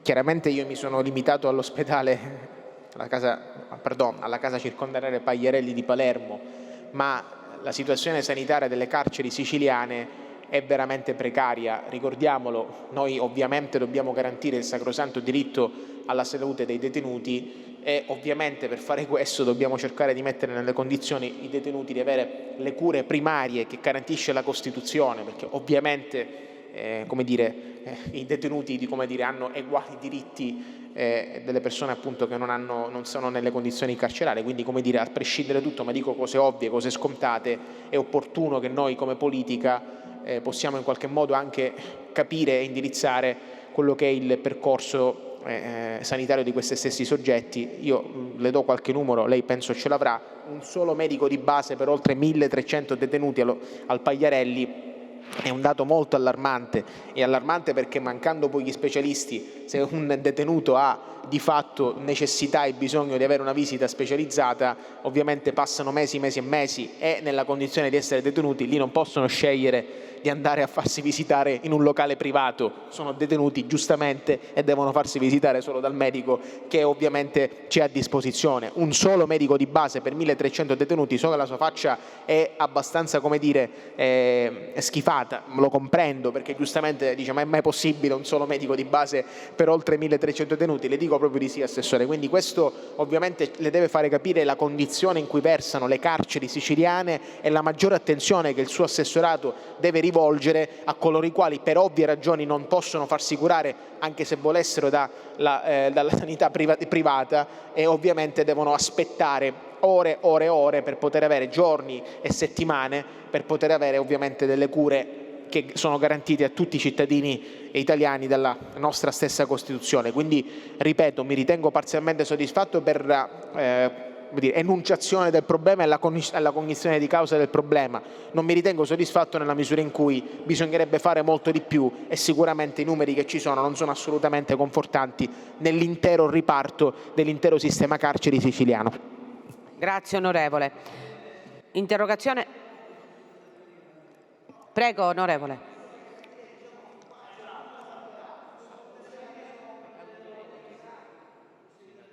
Sì, prego onorevole.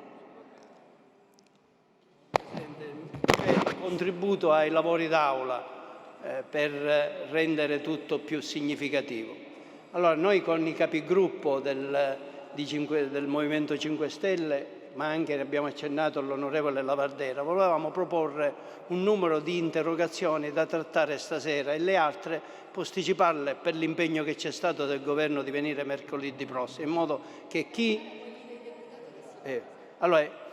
per discutere mercoledì prossimo le restanti interrogazioni.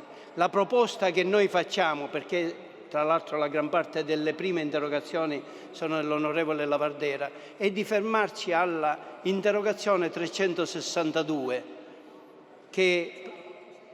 Come?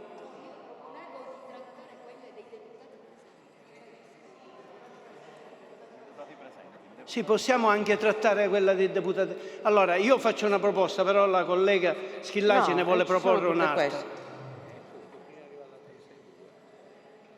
Allora, Presidente, se avete deciso così, ma la 362 è quasi alla fine, magari facciamo fino alla... Presidente, allora se lei mi permette, se lei è d'accordo, potremmo invece cambiare proposta.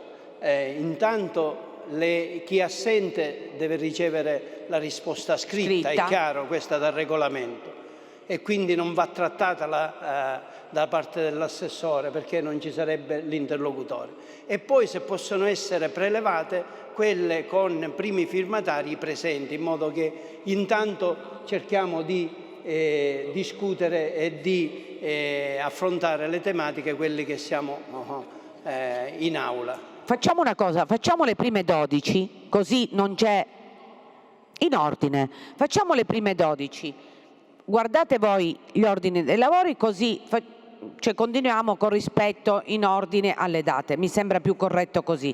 Siete d'accordo? Facciamo le prime 12? Perfetto. Per esempio adesso c'è l'interrogazione 199, chiarimenti urgenti in ordine alla carenza personale del medico dell'unità operativa di medicina interna del presidio ospedaliero Madonna Santissima dell'Alto Pettaria Sottana. Qua la risposta scritta perché l'onorevole Figuccia non c'è. Adesso andiamo avanti con... Sì, prego. Allora, siccome su questa interrogazione non c'è l'onorevole Figuccia, ma io ho fatto pervenire un'interrogazione avente lo stesso oggetto all'assessore Volo, quindi se l'assessore Volo, anche l'onorevole Schillaci ha presentato, siccome l'assessore Volo è presente ed è preparata, il tema è, come dire, importante per i cittadini delle Petralie. Ma così è stravolgere gli ordini dei lavori, perché la risposta, mancando chi presenta, manca l'onorevole Figuccia, la risposta viene data per iscritto. Non è una cosa contro i colleghi. Passiamo all'interrogazione numero 242, richiesta di integrazione rispetto al sistema CUP regionale, presentato dall'onorevole Gennuso. L'onorevole Gennuso è assente, perciò l'interpellanza numero 19, intendimenti al merito alla risoluzione della criticità relativa all'ospedale Giuseppe Fogliani di Milazzo, Messina. L'onorevole Leanza, Cracolici, eccetera. Leanza non c'è, perfetto, viene data la risposta. Decade questa, perfetto. No, io ce l'ho in ordine, onorevole, non dobbiamo. Interpellanza numero 20, iniziative volte a garantire alle persone affette da neoplasia l'espletamento della visita innanzi la commissione medico-legale presso i locali dell'ASP di Caltanissetta, siti nel comune di Gela. Di Paola. Prego, onorevole Di Paola è presente, prego, assessore. Noi l'avevamo anche anticipata per iscritto, Presidente. Allora, si riferisce quanto rappresentato dal coordinatore delle commissioni invalidi civili dell'ASP di Caltanissetta a seguito di richiesta del direttore sanitario della medesima azienda, riguardo sia alla situazione pregressa che all'attuale. In data 7 ottobre 2022 è stato pubblicato il bando a seguito di delibera numero 2342, con la quale si ricostituivano le commissioni invalidi civili presso l'ASP di Caltanissetta, che dal 1 giugno 2015 erano transitate presso l'INPS. Infatti, dal 1 aprile 2023 le competenze effettive sono ritornate all'ASP, in virtù di quanto previsto dalla legge 833 del 1978. L'azienda sanitaria provinciale di Caltanissetta, in relazione al bacino di utenza e a richieste degli anni passati, ha previsto la costituzione di 8 commissioni. La carenza di istanze presentate da parte dei medici e degli assistenti sociali e amministrativi ha consentito la costituzione di sole 4 commissioni operanti a Caltanissetta su specifica richiesta degli istanti. L'ASP, inoltre, dopo aver reso operative le 4 commissioni suddette, ha riaperto il bando per individuare altro personale sanitario e non, per coprire anche i territori di Gela e Mussomeli. Delibera del 27 luglio 2023. Intanto le 4 commissioni, già operative dal mese di maggio 23, hanno effettuato visite ambulatoriali per tutti e 4 i distretti dell'azienda ed inoltre si sono fatte carico anche dell'impegno di effettuare visite domiciliari presso i distretti di Gela e Mussomeli. Per quanto concerne i diritti dei soggetti affetti da neoplasia, legge numero 80 del 2006, gli stessi hanno e continuano ad avere priorità assoluta come previsto dalla normativa vigente. Tale priorità è stata garantita anche ai pazienti affetti da SLA e su iniziativa spontanea delle commissioni ai pazienti richiedenti l'applicazione della legge numero 68 del 99 per garantire il collocamento mirato. Con riferimento a quanto riportato nell'interpellanza circa le attività svolte dalla Commissione medico-legale a partire dal 14 gennaio 2022, limitatamente ai casi di neoplasia presso le sedi dell'ASP site nel comune di Gela, a seguito di un progetto sperimentale, non risulta siano state effettuate visite inerenti agli accertamenti previsti né da parte dell'INPS né successivamente da parte dell'ASP di Caltanissetta. Verosimilmente l'onorevole interpellante si riferisce ad un progetto sperimentale di screening preventivo per patologie tumorali. Si precisa tra l'altro che le commissioni mediche per invalidi civili non possono assumere configurazioni per attività sperimentali. Onorevole Di Paola, si ritiene soddisfatto? Grazie Presidente. Ruberò pochissimo tempo, anche perché non mi ritengo assolutamente soddisfatto, ma non per l'impegno da parte dell'assessore nel poter reperire la risposta e nel poter cercare di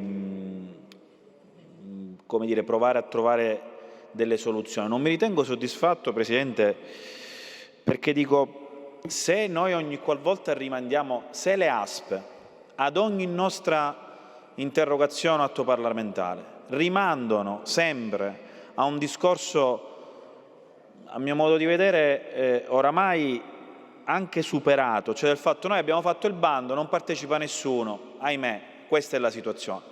Allora chiudiamole queste ASP, Assessore, chiudiamole.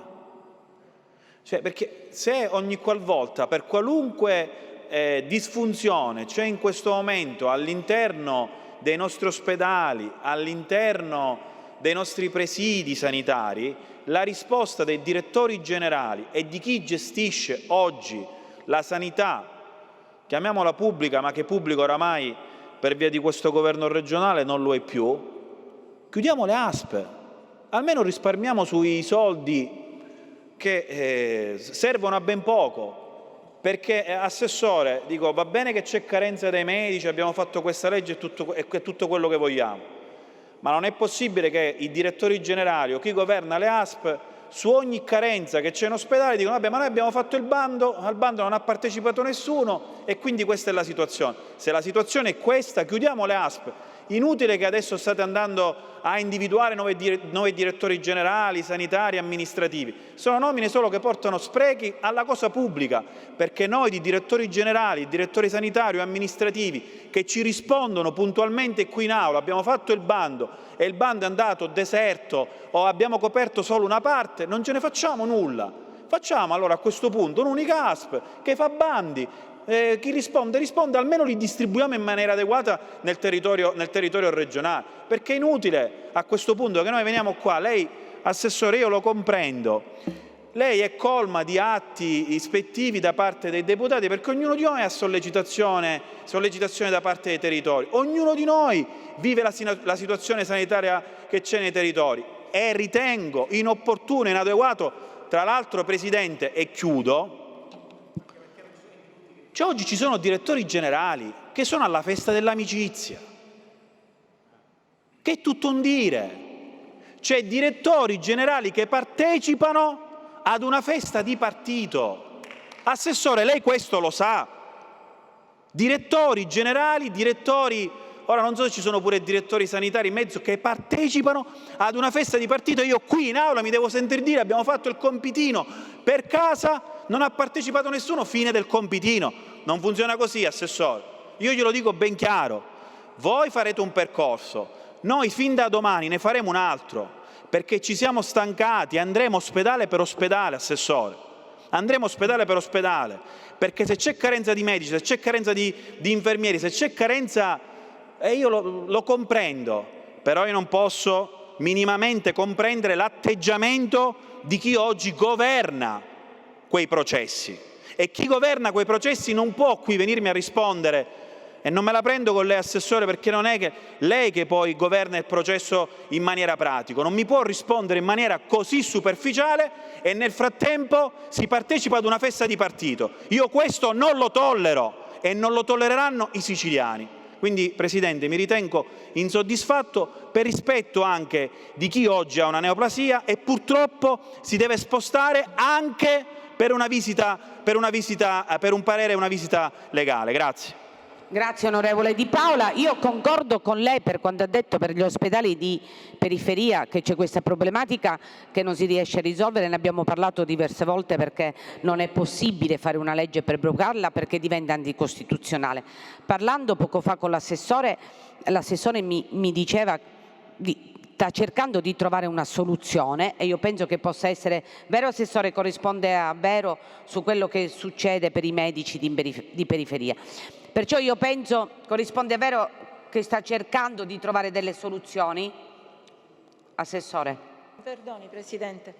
Dico, è stata lei a dirmi che sta cercando, perché anche lei è dispiaciuta per quello che accade. Grazie Assessore, grazie. No, era solamente, non è un dibattito, poi si farà una seduta in commissione e penso si affronterà il problema.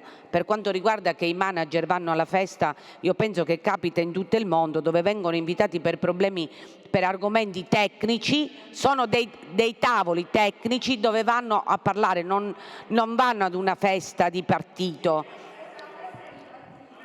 No, vanno a parlare di tavoli, ci sono diversi esponenti di partito di correnti diverse dove partecipano a parlare di problematiche. Non ci sono dubbi, concordo con lei, grazie onorevole Di Paola. Adesso andiamo all'interrogazione numero 23, interpellanza, gravi ritardi da parte dell'ASP di Palermo nella fornitura degli ausili e dei presidi sanitari. L'onorevole Lavardera.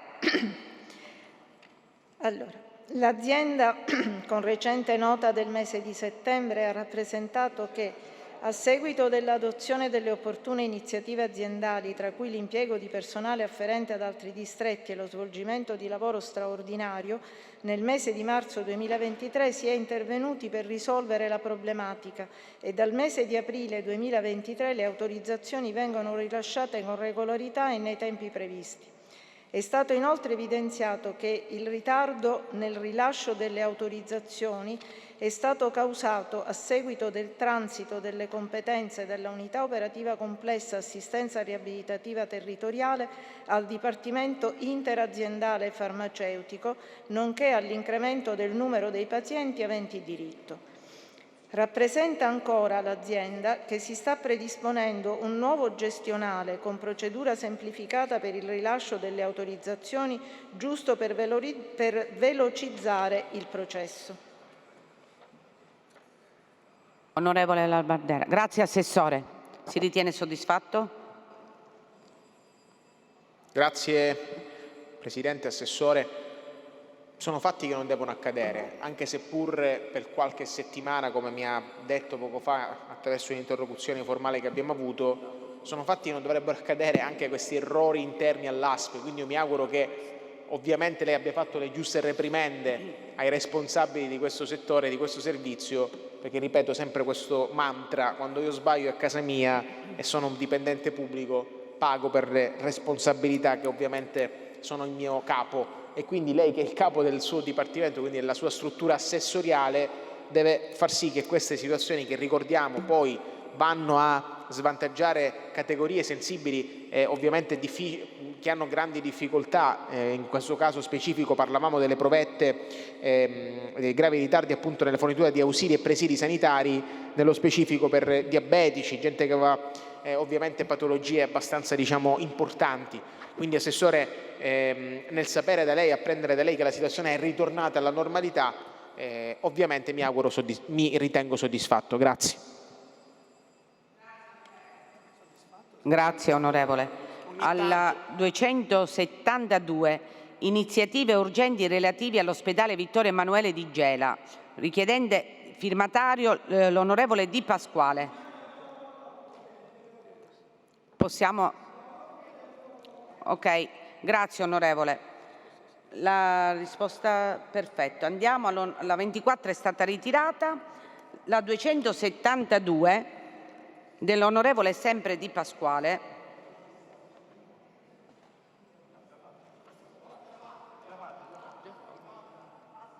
Fatta pure? La 281, richiesta di chiarimenti in merito alla raccolta regionale di donazioni per l'emergenza nazionale da Covid-19. Di Paola, l'onorevole Di Paola, richiedendo l'onorevole Di Paola.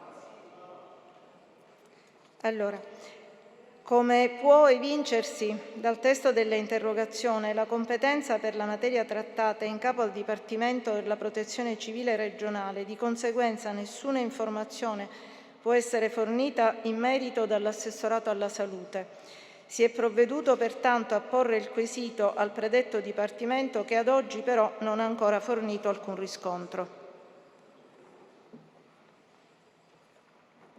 Passiamo all'interrogazione numero 288. Interventi urgenti per accelerare la realizzazione dei lavori di potenziamento e riqualificazione dei nosocomi dell'area metropolitana di Palermo. Prego. Presidente, no, era solo per rispondere.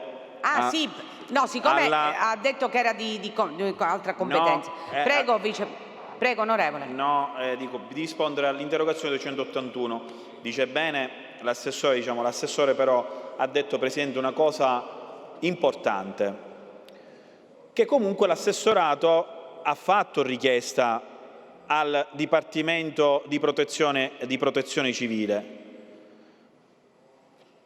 Dipartimento di Protezione Civile che ad oggi non ha dato una risposta. Ora dico, io non voglio, perché è giusto, sicuramente il Dipartimento di Protezione Civile è impegnato su 1000 situazioni e su 1000 emergenze che riguardano la Sicilia tutta. Però dico, i siciliani tutti, e non solo i siciliani, hanno fatto queste donazioni durante il periodo Covid. È possibile sapere quanto è stato l'ammontare di queste donazioni? Sono passati, siamo nel 2023, anzi a fine 2023. Ora, Assessore, so che lei ha fatto tutto, perché dice io comunque ho fatto come Dipartimento la richiesta al Dipartimento di Protezione Civile, ma il Dipartimento di Protezione Civile sotto quale assessore è? È sotto la Presidenza della Regione, è sotto il Presidente Schifani. Ora dico, io questa interrogazione, Presidente, considerando che il Dipartimento di Protezione Civile fa capo al Presidente Schifani, e probabilmente il Presidente Schifani verrà qui giorno 18 in aula e parleremo anche del problema degli incendi. Io quello che chiedo all'assessore, magari quando faranno una giunta o quando si vedranno col Presidente Schifani, di far pervenire questa informazione, perché non è possibile che dopo 3 anni si sono fatte delle donazioni, io sono convinto che sono stati utilizzati per i migliori fini, perché comunque era una situazione emergenziale, però quantomeno capire quanti fondi sono stati raccolti in quel periodo dalla Protezione Civile e pubblicare questo dato, non credo che stiamo chiedendo chissà che cosa. E quindi al direttore, che in questo momento è assente, della Protezione Civile, che so che comunque è anche un grande comunicatore, perché comunica spesso quello che succede per quanto riguarda purtroppo le vicende sia degli incendi che di altra natura, ahimè, emergenziali che riguardano la nostra regione siciliana, se è possibile, considerando la buona comunicazione, se è possibile pubblicare questo dato prima possibile. E quindi non mi ritengo al momento soddisfatto, ma ringrazio l'assessore ovviamente per aver girato la richiesta. Grazie. Grazie onorevole, penso che l'assessore si farà carico. Abbiamo letto la 288 dell'onorevole Lavardera. Prego assessore. La interrogazione è interventi urgenti per accelerare la realizzazione dei lavori di potenziamento e riqualificazione dei nosocomi dell'area metropolitana di Palermo. La Regione Siciliana, con note protocollo 24701 del 27 aprile 2023 e numero 27814 dell'11 maggio sempre 2023, ha trasmesso ai competenti ministeri la riprogrammazione e risorse afferenti al programma straordinario di investimenti ex articolo 20 della legge 6788, di cui al documento unitario di programmazione degli investimenti sanitari in Sicilia, conosciuto anche con l'acronimo DUPIS. Nell'aprile 2023 redatto in conformità alla metodologia MEXA, allegando i necessari documenti e precisamente la delibera di giunta regionale numero 69 del 10 febbraio 2023 avente ad oggetto Polo Pediatrico di Eccellenza di Palermo, riprogrammazione e risorse ex articolo 20 della legge 11 marzo 88 numero 67, ricevendone apprezzamento. La delibera di giunta regionale numero 185 del 3 maggio 23 avente ad oggetto documento unitario di programmazione degli investimenti sanitari in Sicilia e riprogrammazione afferente il programma straordinario di investimenti ex articolo 20 della legge 11 marzo 88 numero 67.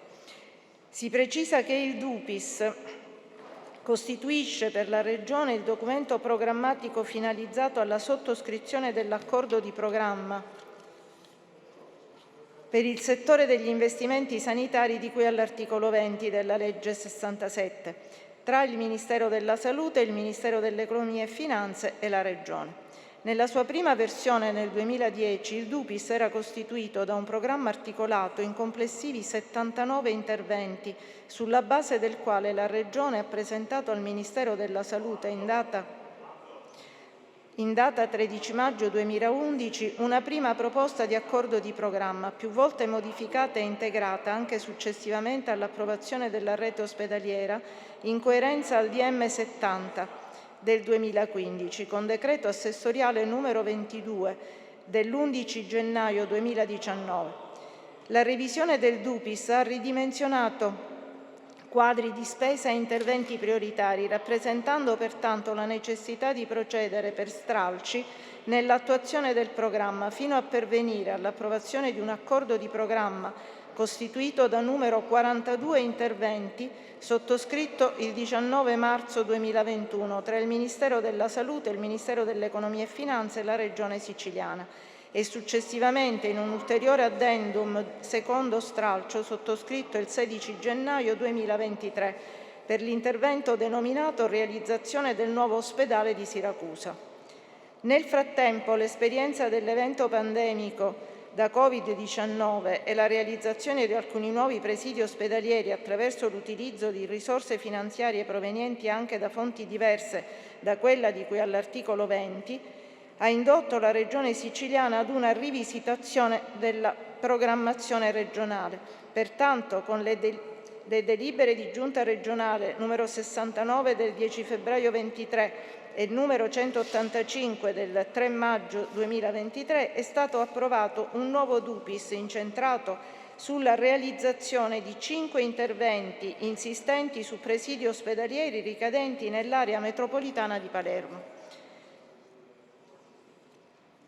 Posso elencare i singoli? Allora, Realizzazione del nuovo ospedale pediatrico di eccellenza di Palermo. Onorevole, vuole gli importi per singolo presidio? Allora, importo totale dell'intervento 118.357.366,57 euro, dei quali la quota dello Stato, cioè il 95%, sono 112 milioni, la quota del 439, eccetera, e la quota regionale della Regione, e la quota della Regione sono 5.917.868.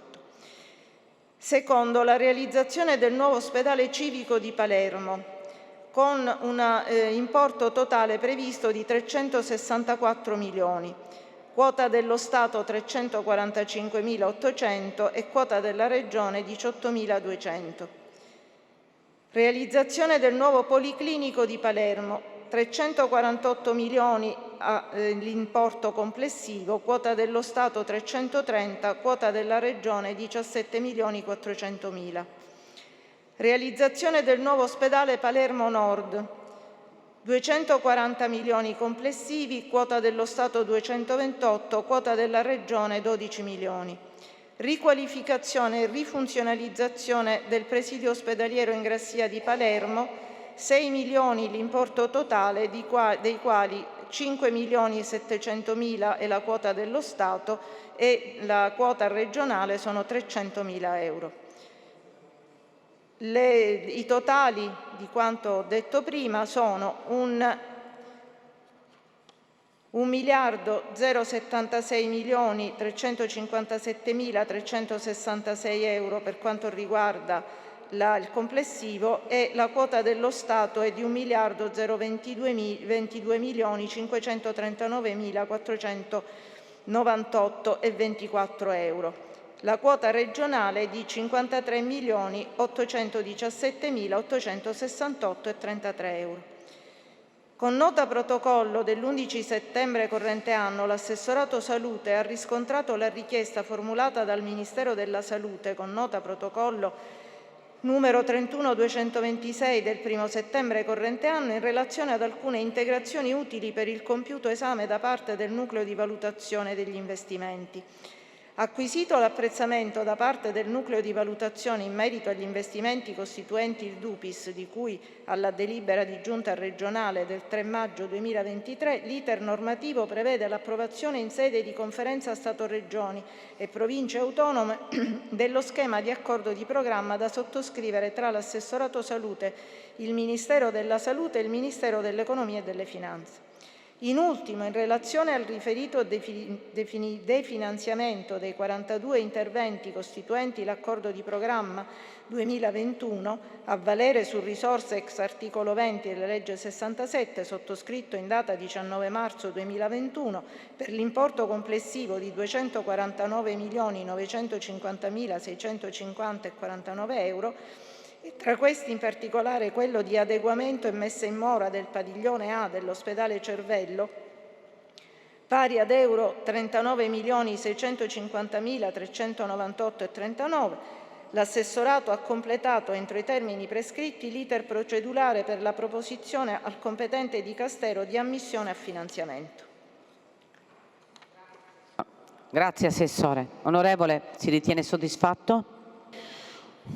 Presidente, Assessore, questa interrogazione aveva a oggetto una vicenda davvero incredibile mi permetto, Assessore, in questa vicenda si sottolinea e si mette in evidenza il disastro della continuità del governo Musumeci con quello di Schifani, perché ricordo a tutti e a quest'Aula che il Ministero della Salute ha destinato alla Regione Sicilia finanziamenti per oltre 280 milioni di euro per il potenziamento e la riqualificazione delle dotazioni tecnologiche.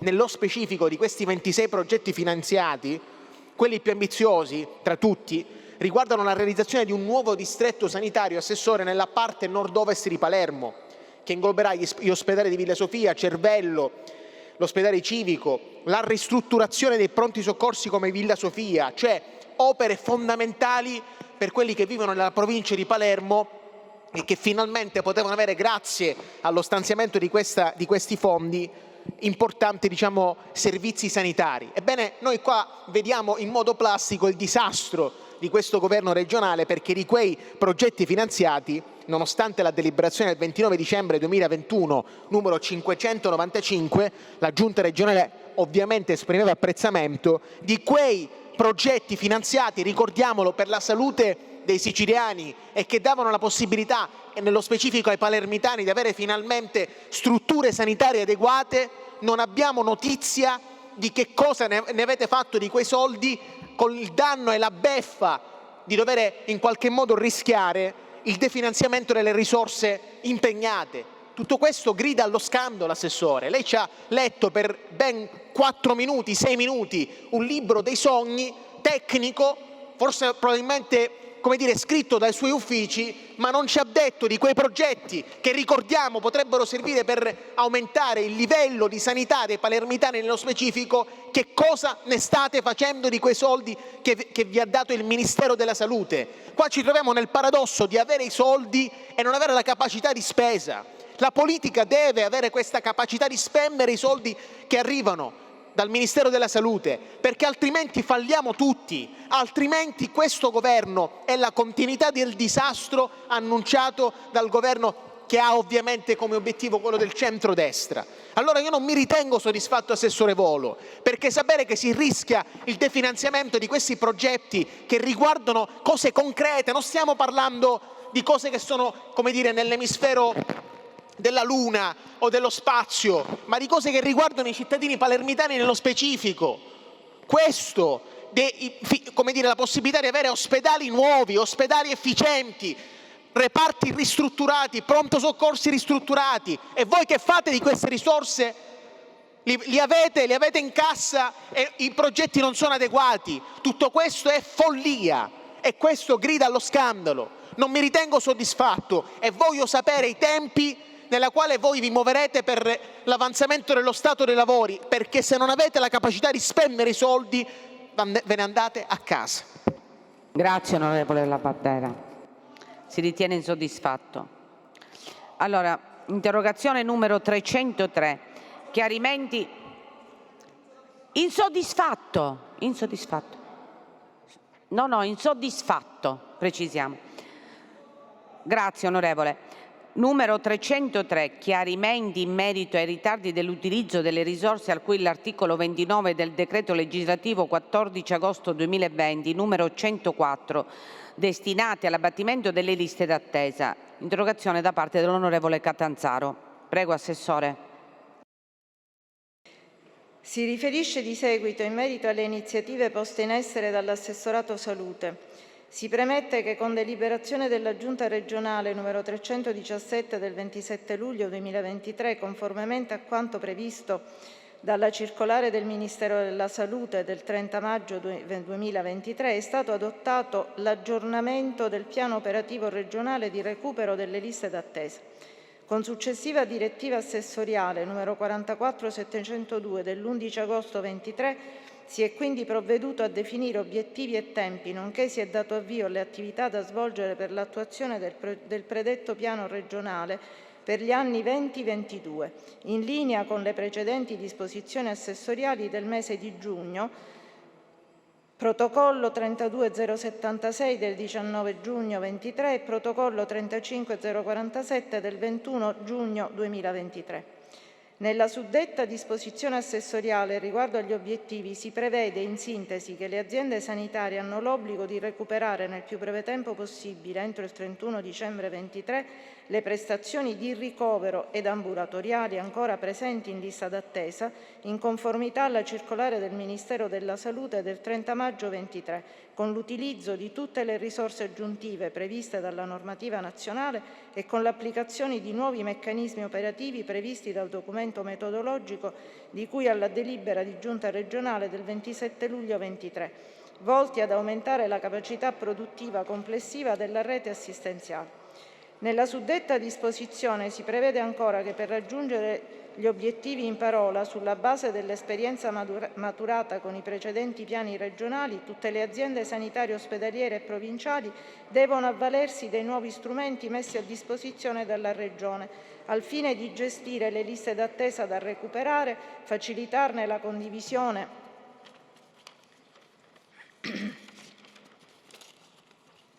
a livello interaziendale nell'ambito territoriale di garanzia, ATG, che ha dimensioni provinciali, per la quota di prestazioni eccedenti la capacità produttiva aziendale, implementando il meccanismo della mobilità dei pazienti all'interno della rete di offerta assistenziale dell'ambito territoriale. Le risorse finanziarie messe a disposizione, pari ad euro 48.506.769 euro, sono tendenzialmente distribuite parimenti tra le strutture pubbliche e le strutture private accreditate e contrattualizzate. L'attuazione del piano operativo regionale di recupero delle liste d'attesa richiede la definizione di una struttura organizzativa dedicata a livello aziendale ed interaziendale.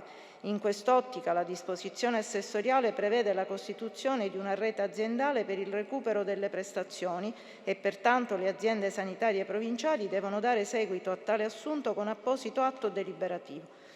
Giova precisare che la succitata rete ARP è una struttura funzionale coordinata dal direttore sanitario aziendale che mette in connessione tutte le unità operative che presentano liste d'attesa da recuperare. Attraverso la rete, pertanto, le aziende sanitarie devono contattare gli utenti e riprogrammare le prestazioni secondo i processi operativi previsti dal piano, ovvero bonificare le agende informatiche di prenotazione. Le operazioni di recall riguardano sia le prestazioni di ricovero chirurgico che le prestazioni ambulatoriali per le quali si riprogrammano le prestazioni dei pazienti confermati in lista anche mediante il sovraCUP regionale.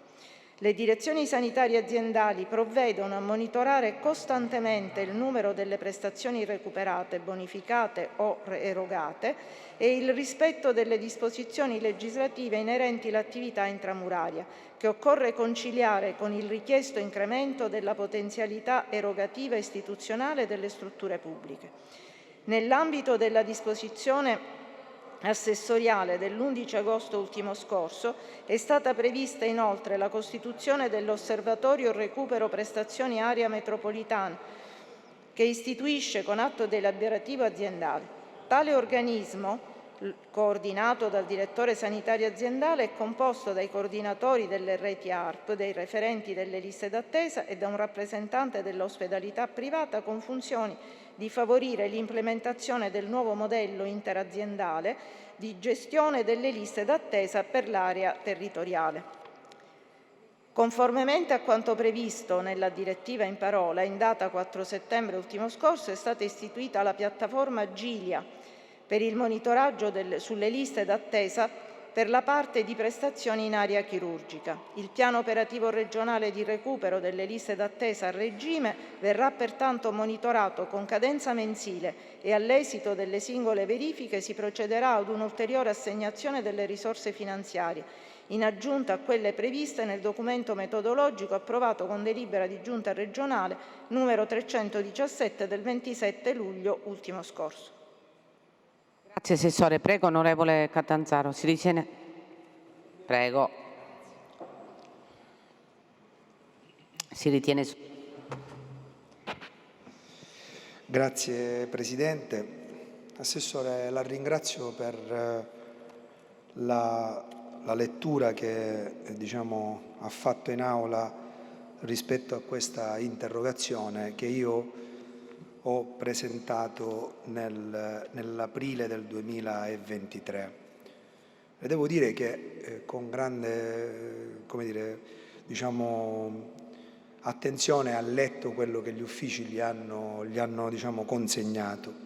Io però ne vorrei approfittare avendo lei qui in aula, perché il tema, al di là complesso della sanità, dove lei si trova da assessore a guidare questo assessorato ormai da un anno, ma rappresenta un governo che già in continuità politica lo era per 5 anni, e ritengo che quello che lei ha letto rispetto al tecnicismo però non risolve un problema, Assessore. Lo sa cos'è che non risolve? Che secondo me avete perso davvero il contatto con il territorio, perché io mi ritrovo a girare i vari territori, ascolto, cerco di capire quello che sono le situazioni e il problema rimane sempre lo stesso. Qua c'è un problema enorme delle liste d'attesa e del non funzionamento della sanità. E io la prego, Assessore, non mi deve giudicare nel mio intervento se alzo anche in alcuni momenti e istanti il tono della voce, perché non è rivolto a lei, la giudico anche una bravissima persona, però politicamente c'è un fallimento. C'è un fallimento di un governo regionale dove noi, dentro quest'Aula, continuiamo a gridare che c'è un problema di diritto alla salute che non viene rispettato in continuità di un governo regionale di centrodestra e continua ancora oggi. Io ancora attendo di capire quali sono le soluzioni di un riordino sulla sanità. Lei sta raccontando che noi abbiamo risolto un problema delle liste di attesa. Io sono invece a contatto con gente che si ritrova ad avere prenotazioni a distanza di un anno, gente che ha difficoltà ad andare in centri privati per poter fare la risonanza o radiografia o qualsiasi altro esame che serve. Assessore, io la prego, davvero, esca dal palazzo di Ottavio Zino e inizi a girare davvero i territori. Poco fa ascoltavo qualche intervento di qualche altro collega deputato che lamentava il fatto di dire forse dobbiamo andare in giro noi. Io ho fatto delle interrogazioni per dire venga ad Agrigento lei e con me giri gli ospedali, vada in altre province a girare. Assessore, io veramente non so come più dirlo. C'è un problema che sicuramente, per carità, non è un problema sulla sua persona, sul suo operato, perché lei è qui da un anno, ma c'è un problema che noi dobbiamo immaginare, e voi come governo regionale immaginare come potete affrontare, perché noi abbiamo serissime difficoltà di garantire una cosa essenziale alla cittadinanza, che è il diritto alla salute. Ed è per questo, Assessore, che io non posso dare un giudizio positivo sulla sua lettura degli uffici che gli hanno prodotto, ma non posso dare un giudizio positivo e quindi sono, Presidente, insoddisfatto di quello che questo governo regionale non sta continuando a fare su un tema che per noi è principale ed è il diritto alla salute. Grazie onorevole Catanzaro. Allora, come concordato in Aula, l'Aula viene rinviata a giorno 10 alle ore 16. Prego onorevole.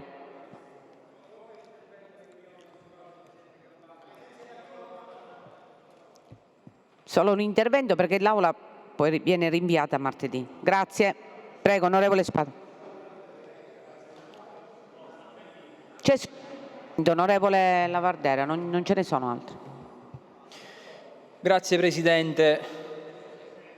Voglio intervenire, ma così posso? Voglio intervenire rispetto ad una questione che ho sollevato poc'anzi. Colgo l'occasione della presenza dell'assessore Volo per denunciare un fatto che per l'ennesima volta accade nella provincia di Siracusa e che riguarda l'ambito sanitario. In provincia di Siracusa sta per chiudere, qualcuno dice rischia di chiudere, a mio avviso sta per chiudere il centro amianto, che è l'unico centro amianto in Sicilia, a causa dell'ennesima scelta scellerata da parte del direttore generale che oggi insiste in quella provincia. E dico che rischia di chiudere e sta per chiudere il centro amianto perché hanno deciso di spostare il reparto da un posto ad un altro, non garantendo le condizioni minime ed essenziali per chi poi quel centro amianto lo frequenta e quindi gli utenti che si sottopongono alle visite. Perché come lei ben sa, le visite al centro amianto nella maggior parte dei casi li fanno soggetti con problematiche connesse proprio all'apparato respiratorio, ma che sono nella maggior parte dei casi soggetti oncologici e che quindi necessitano di una corsia adeguata, che non possono entrare in contatto con soggetti che magari possono sovraesporre questi soggetti oncologici ad un ulteriore aggravio della loro condizione patologica, proprio perché sono dei soggetti fragili. E quindi, siccome riteniamo che la gestione della sanità debba essere fatta, e anche dei reparti, in base all'appartenenza politica o in base all'amicizia e al rapporto che ognuno ha sul territorio, si è deciso di chiudere il centro amianto. E allora, siccome penso che lei di questa cosa non ne sappia nulla e penso che nella sua azione di governo voglia tutelare l'unico centro amianto presente in Sicilia e anzi valorizzarne le potenzialità, le sottopongo questa vicenda delicata, che si aggiunge ad un'ulteriore vicenda che si verifica sempre in provincia di Siracusa. Avrà avuto modo di leggere i giornali, è stato riportato da una nota testata giornalistica una vicenda che interessa l'ospedale di Avola e nello specifico il reparto di neonatologia, di ginecologia, va bene, scusatemi ma perché sostanzialmente viene denunciato all'interno di questa testata il fatto che sia aperto un reparto nonostante non vi sia la presenza dei medici adeguati per tenerlo aperto. Ma non solo, all'interno dell'articolo viene denunciato anche l'assenza del servizio di trasporto neonatale d'emergenza che, rispetto a quello che è previsto dalla normativa del 2015, dovrebbe essere svolto in rete dall'ospedale San Marco, e che quindi ad Avola si troverebbero le madri che dovessero avere delle complicanze a dover essere trasportate dall'ospedale di Avola all'ospedale di Siracusa e poi successivamente al San Marco. Allora penso, Assessore, che lei debba valutare seriamente se non è il caso di avviare un'azione ispettiva all'interno della provincia di Siracusa per capire quello che sta succedendo, perché lei mi ha dato rassicurazioni che da qui a breve avverrà la riorganizzazione dei manager su tutte le province della nostra regione. Io purtroppo ho la sensazione che se non interveniamo subito dovremo affrontare tutta una serie di problematiche e rincorrere tutta una serie di questioni che le ho sottoposto ma che rischiano di scoppiare a breve. Quindi, Assessore, la invito a farsi carico di questa problematica, la invito ad avviare una commissione ispettiva per verificare tutto quello che non sta funzionando in provincia di Siracusa dal punto di vista sanitario. Grazie. Grazie onorevole Spada. Ha chiesto di parlare l'onorevole Giambona.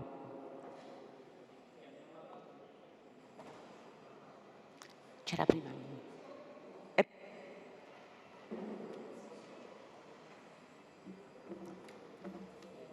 Grazie Presidente, onorevoli colleghi, Governo. Io ho presentato oggi un ordine del giorno al Presidente dell'Assemblea regionale siciliana con la richiesta di trattare un argomento importante, ovvero di discutere la situazione drammatica in cui versa il settore dell'agricoltura in Sicilia.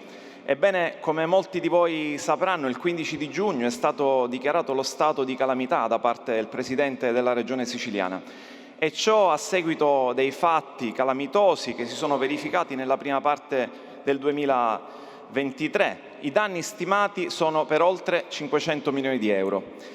Ebbene, uno dei comparti maggiormente danneggiati in quest'annata è il settore vitivinicolo. Ad onor del vero è un periodo che questo settore soffre una grande crisi dovuta al calo delle vendite, alla riduzione di quello che è il prezzo dell'uva, all'aumento del costo delle materie prime, e se ciò non bastasse il 2023 per i fenomeni climatici ha ulteriormente peggiorato la situazione, e ciò anche per il proliferare del fenomeno della peronospora, che ha ridotto la quantità prodotta quest'anno dal 40 al 90%. Ebbene, gli agricoltori siciliani hanno deciso di non vendemmiare, stanno decidendo di lasciare l'uva alle piante perché si rendono conto che vendemmiare sarebbe troppo oneroso e che non riuscirebbero a recuperare le spese che metterebbero sul campo. Ebbene, questi stessi agricoltori, le organizzazioni di categoria che ho ascoltato, mi chiedono quale effetto abbia prodotto il dichiarato stato di calamità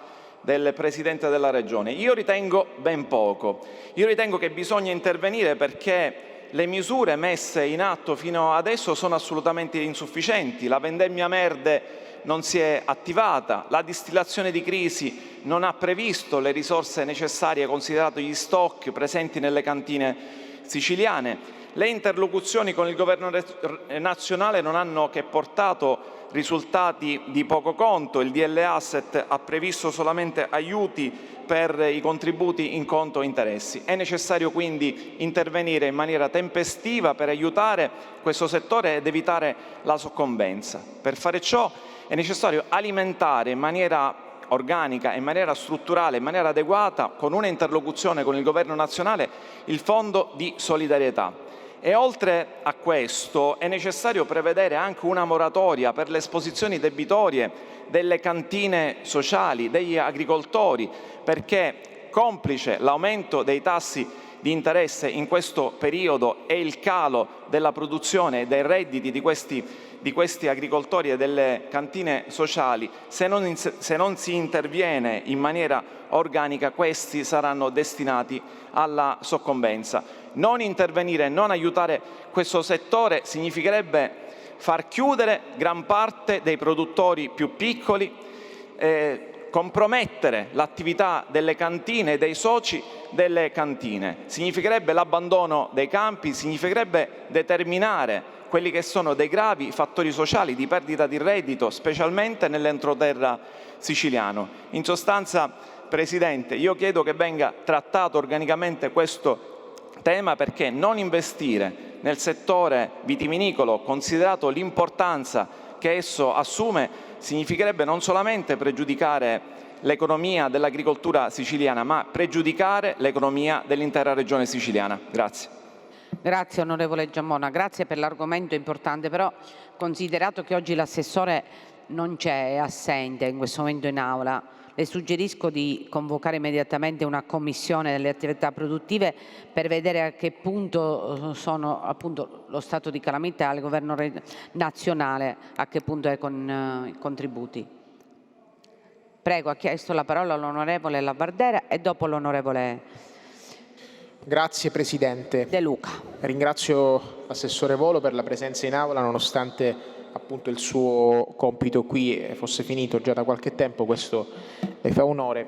Come vede Assessore, quando io sono soddisfatto, anche oggi le ho dato abbastanza, diciamo, soddisfazione, se così si può chiamare, perché io riconosco intellettualmente in modo onesto il lavoro fatto di tutti noi, indipendentemente da maggioranza e opposizione. Ma ne approfitto per la sua presenza, Assessore, perché purtroppo a Palermo ormai da diversi anni si pratica una pratica, scusa il gioco di parole, a mio avviso medievale, che in qualche modo vede protagonisti i poveri cavalli che vengono trainati da questi cocchieri per uso commerciale, e quindi abbiamo assistito a un'estate caldissima dove diversi cavalli addirittura sono stramazzati perché vengono portati in giro per la città di Palermo, con ovviamente in Palermo ma in tutta quanta la Sicilia, per fini commerciali, quindi perché i turisti decidono di fare un giro a cavallo.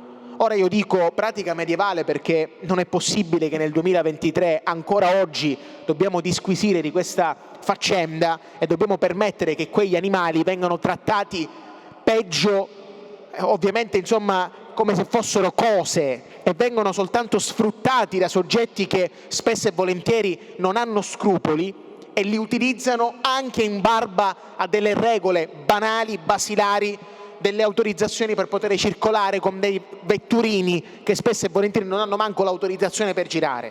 Allora, Assessore, io la voglio investire di questa veramente situazione che ha colpito diversi palermitani, è un dibattito pubblico che si è veramente inasprito su questa faccenda, tanti animalisti si sono scaraventati contro questa pratica, primo tra tutti Enrico Rizzi, che ringrazio, abbiamo fatto diversi sit-in di protesta contro questi cocchieri che senza scrupoli utilizzano questi cavalli. Lei, Assessore, potrebbe fare qualcosa di straordinario, potrebbe come assessorato aprire una campagna di sensibilizzazione contro appunto questi cocchieri, ma nello specifico a favore di quei turisti, per fare capire che utilizzare i cavalli per essere trainati in giro per la città non è una cosa di moda, non è una cosa che può ancora sussistere in questa nostra regione. Per questo io ho presentato un disegno di legge, Assessore, per abolire definitivamente questa pratica barbaria, questa pratica medievale, perché gli animali non devono essere trattati e sfruttati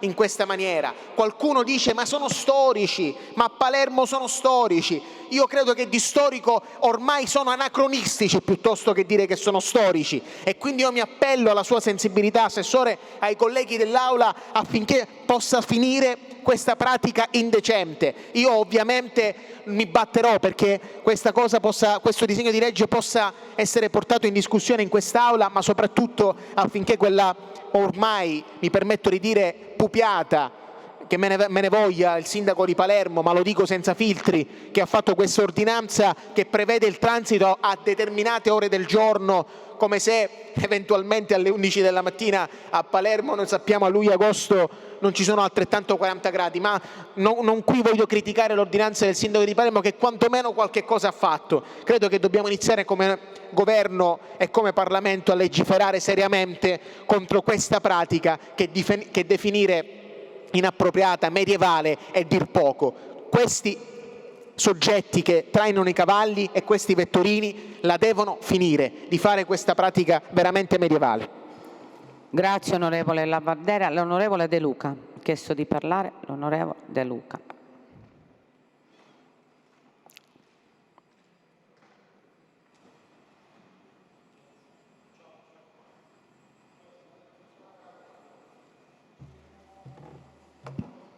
Grazie Presidente, Governo, colleghi. Approfitto nuovamente della presenza dell'assessore Volo per riporre il quesito che ho posto la scorsa seduta.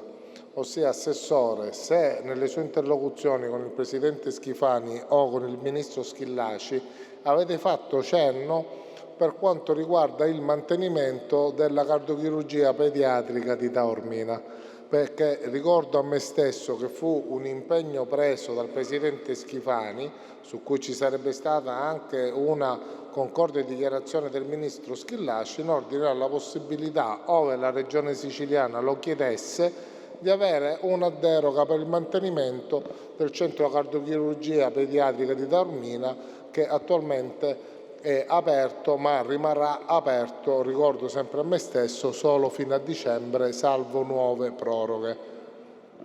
31 gennaio, grazie Assessore. Quindi le volevo chiedere, ci sono aggiornamenti? Vi siete sentiti col Ministero? Ha affrontato il discorso col Presidente Schifani? Intende farlo? Giusto perché è stato appunto una frase che io ho anche colto di buon grado, espressa volontariamente quando il Ministro Schillaci venne in visita a Catania, proprio l'ha detto il Presidente Schifani, quindi il Presidente della Regione ha detto questa cosa, io l'ho accolta con favore da opposizione, ho detto bene Presidente Schifani, ora quello che chiedo è che le parole seguano i fatti.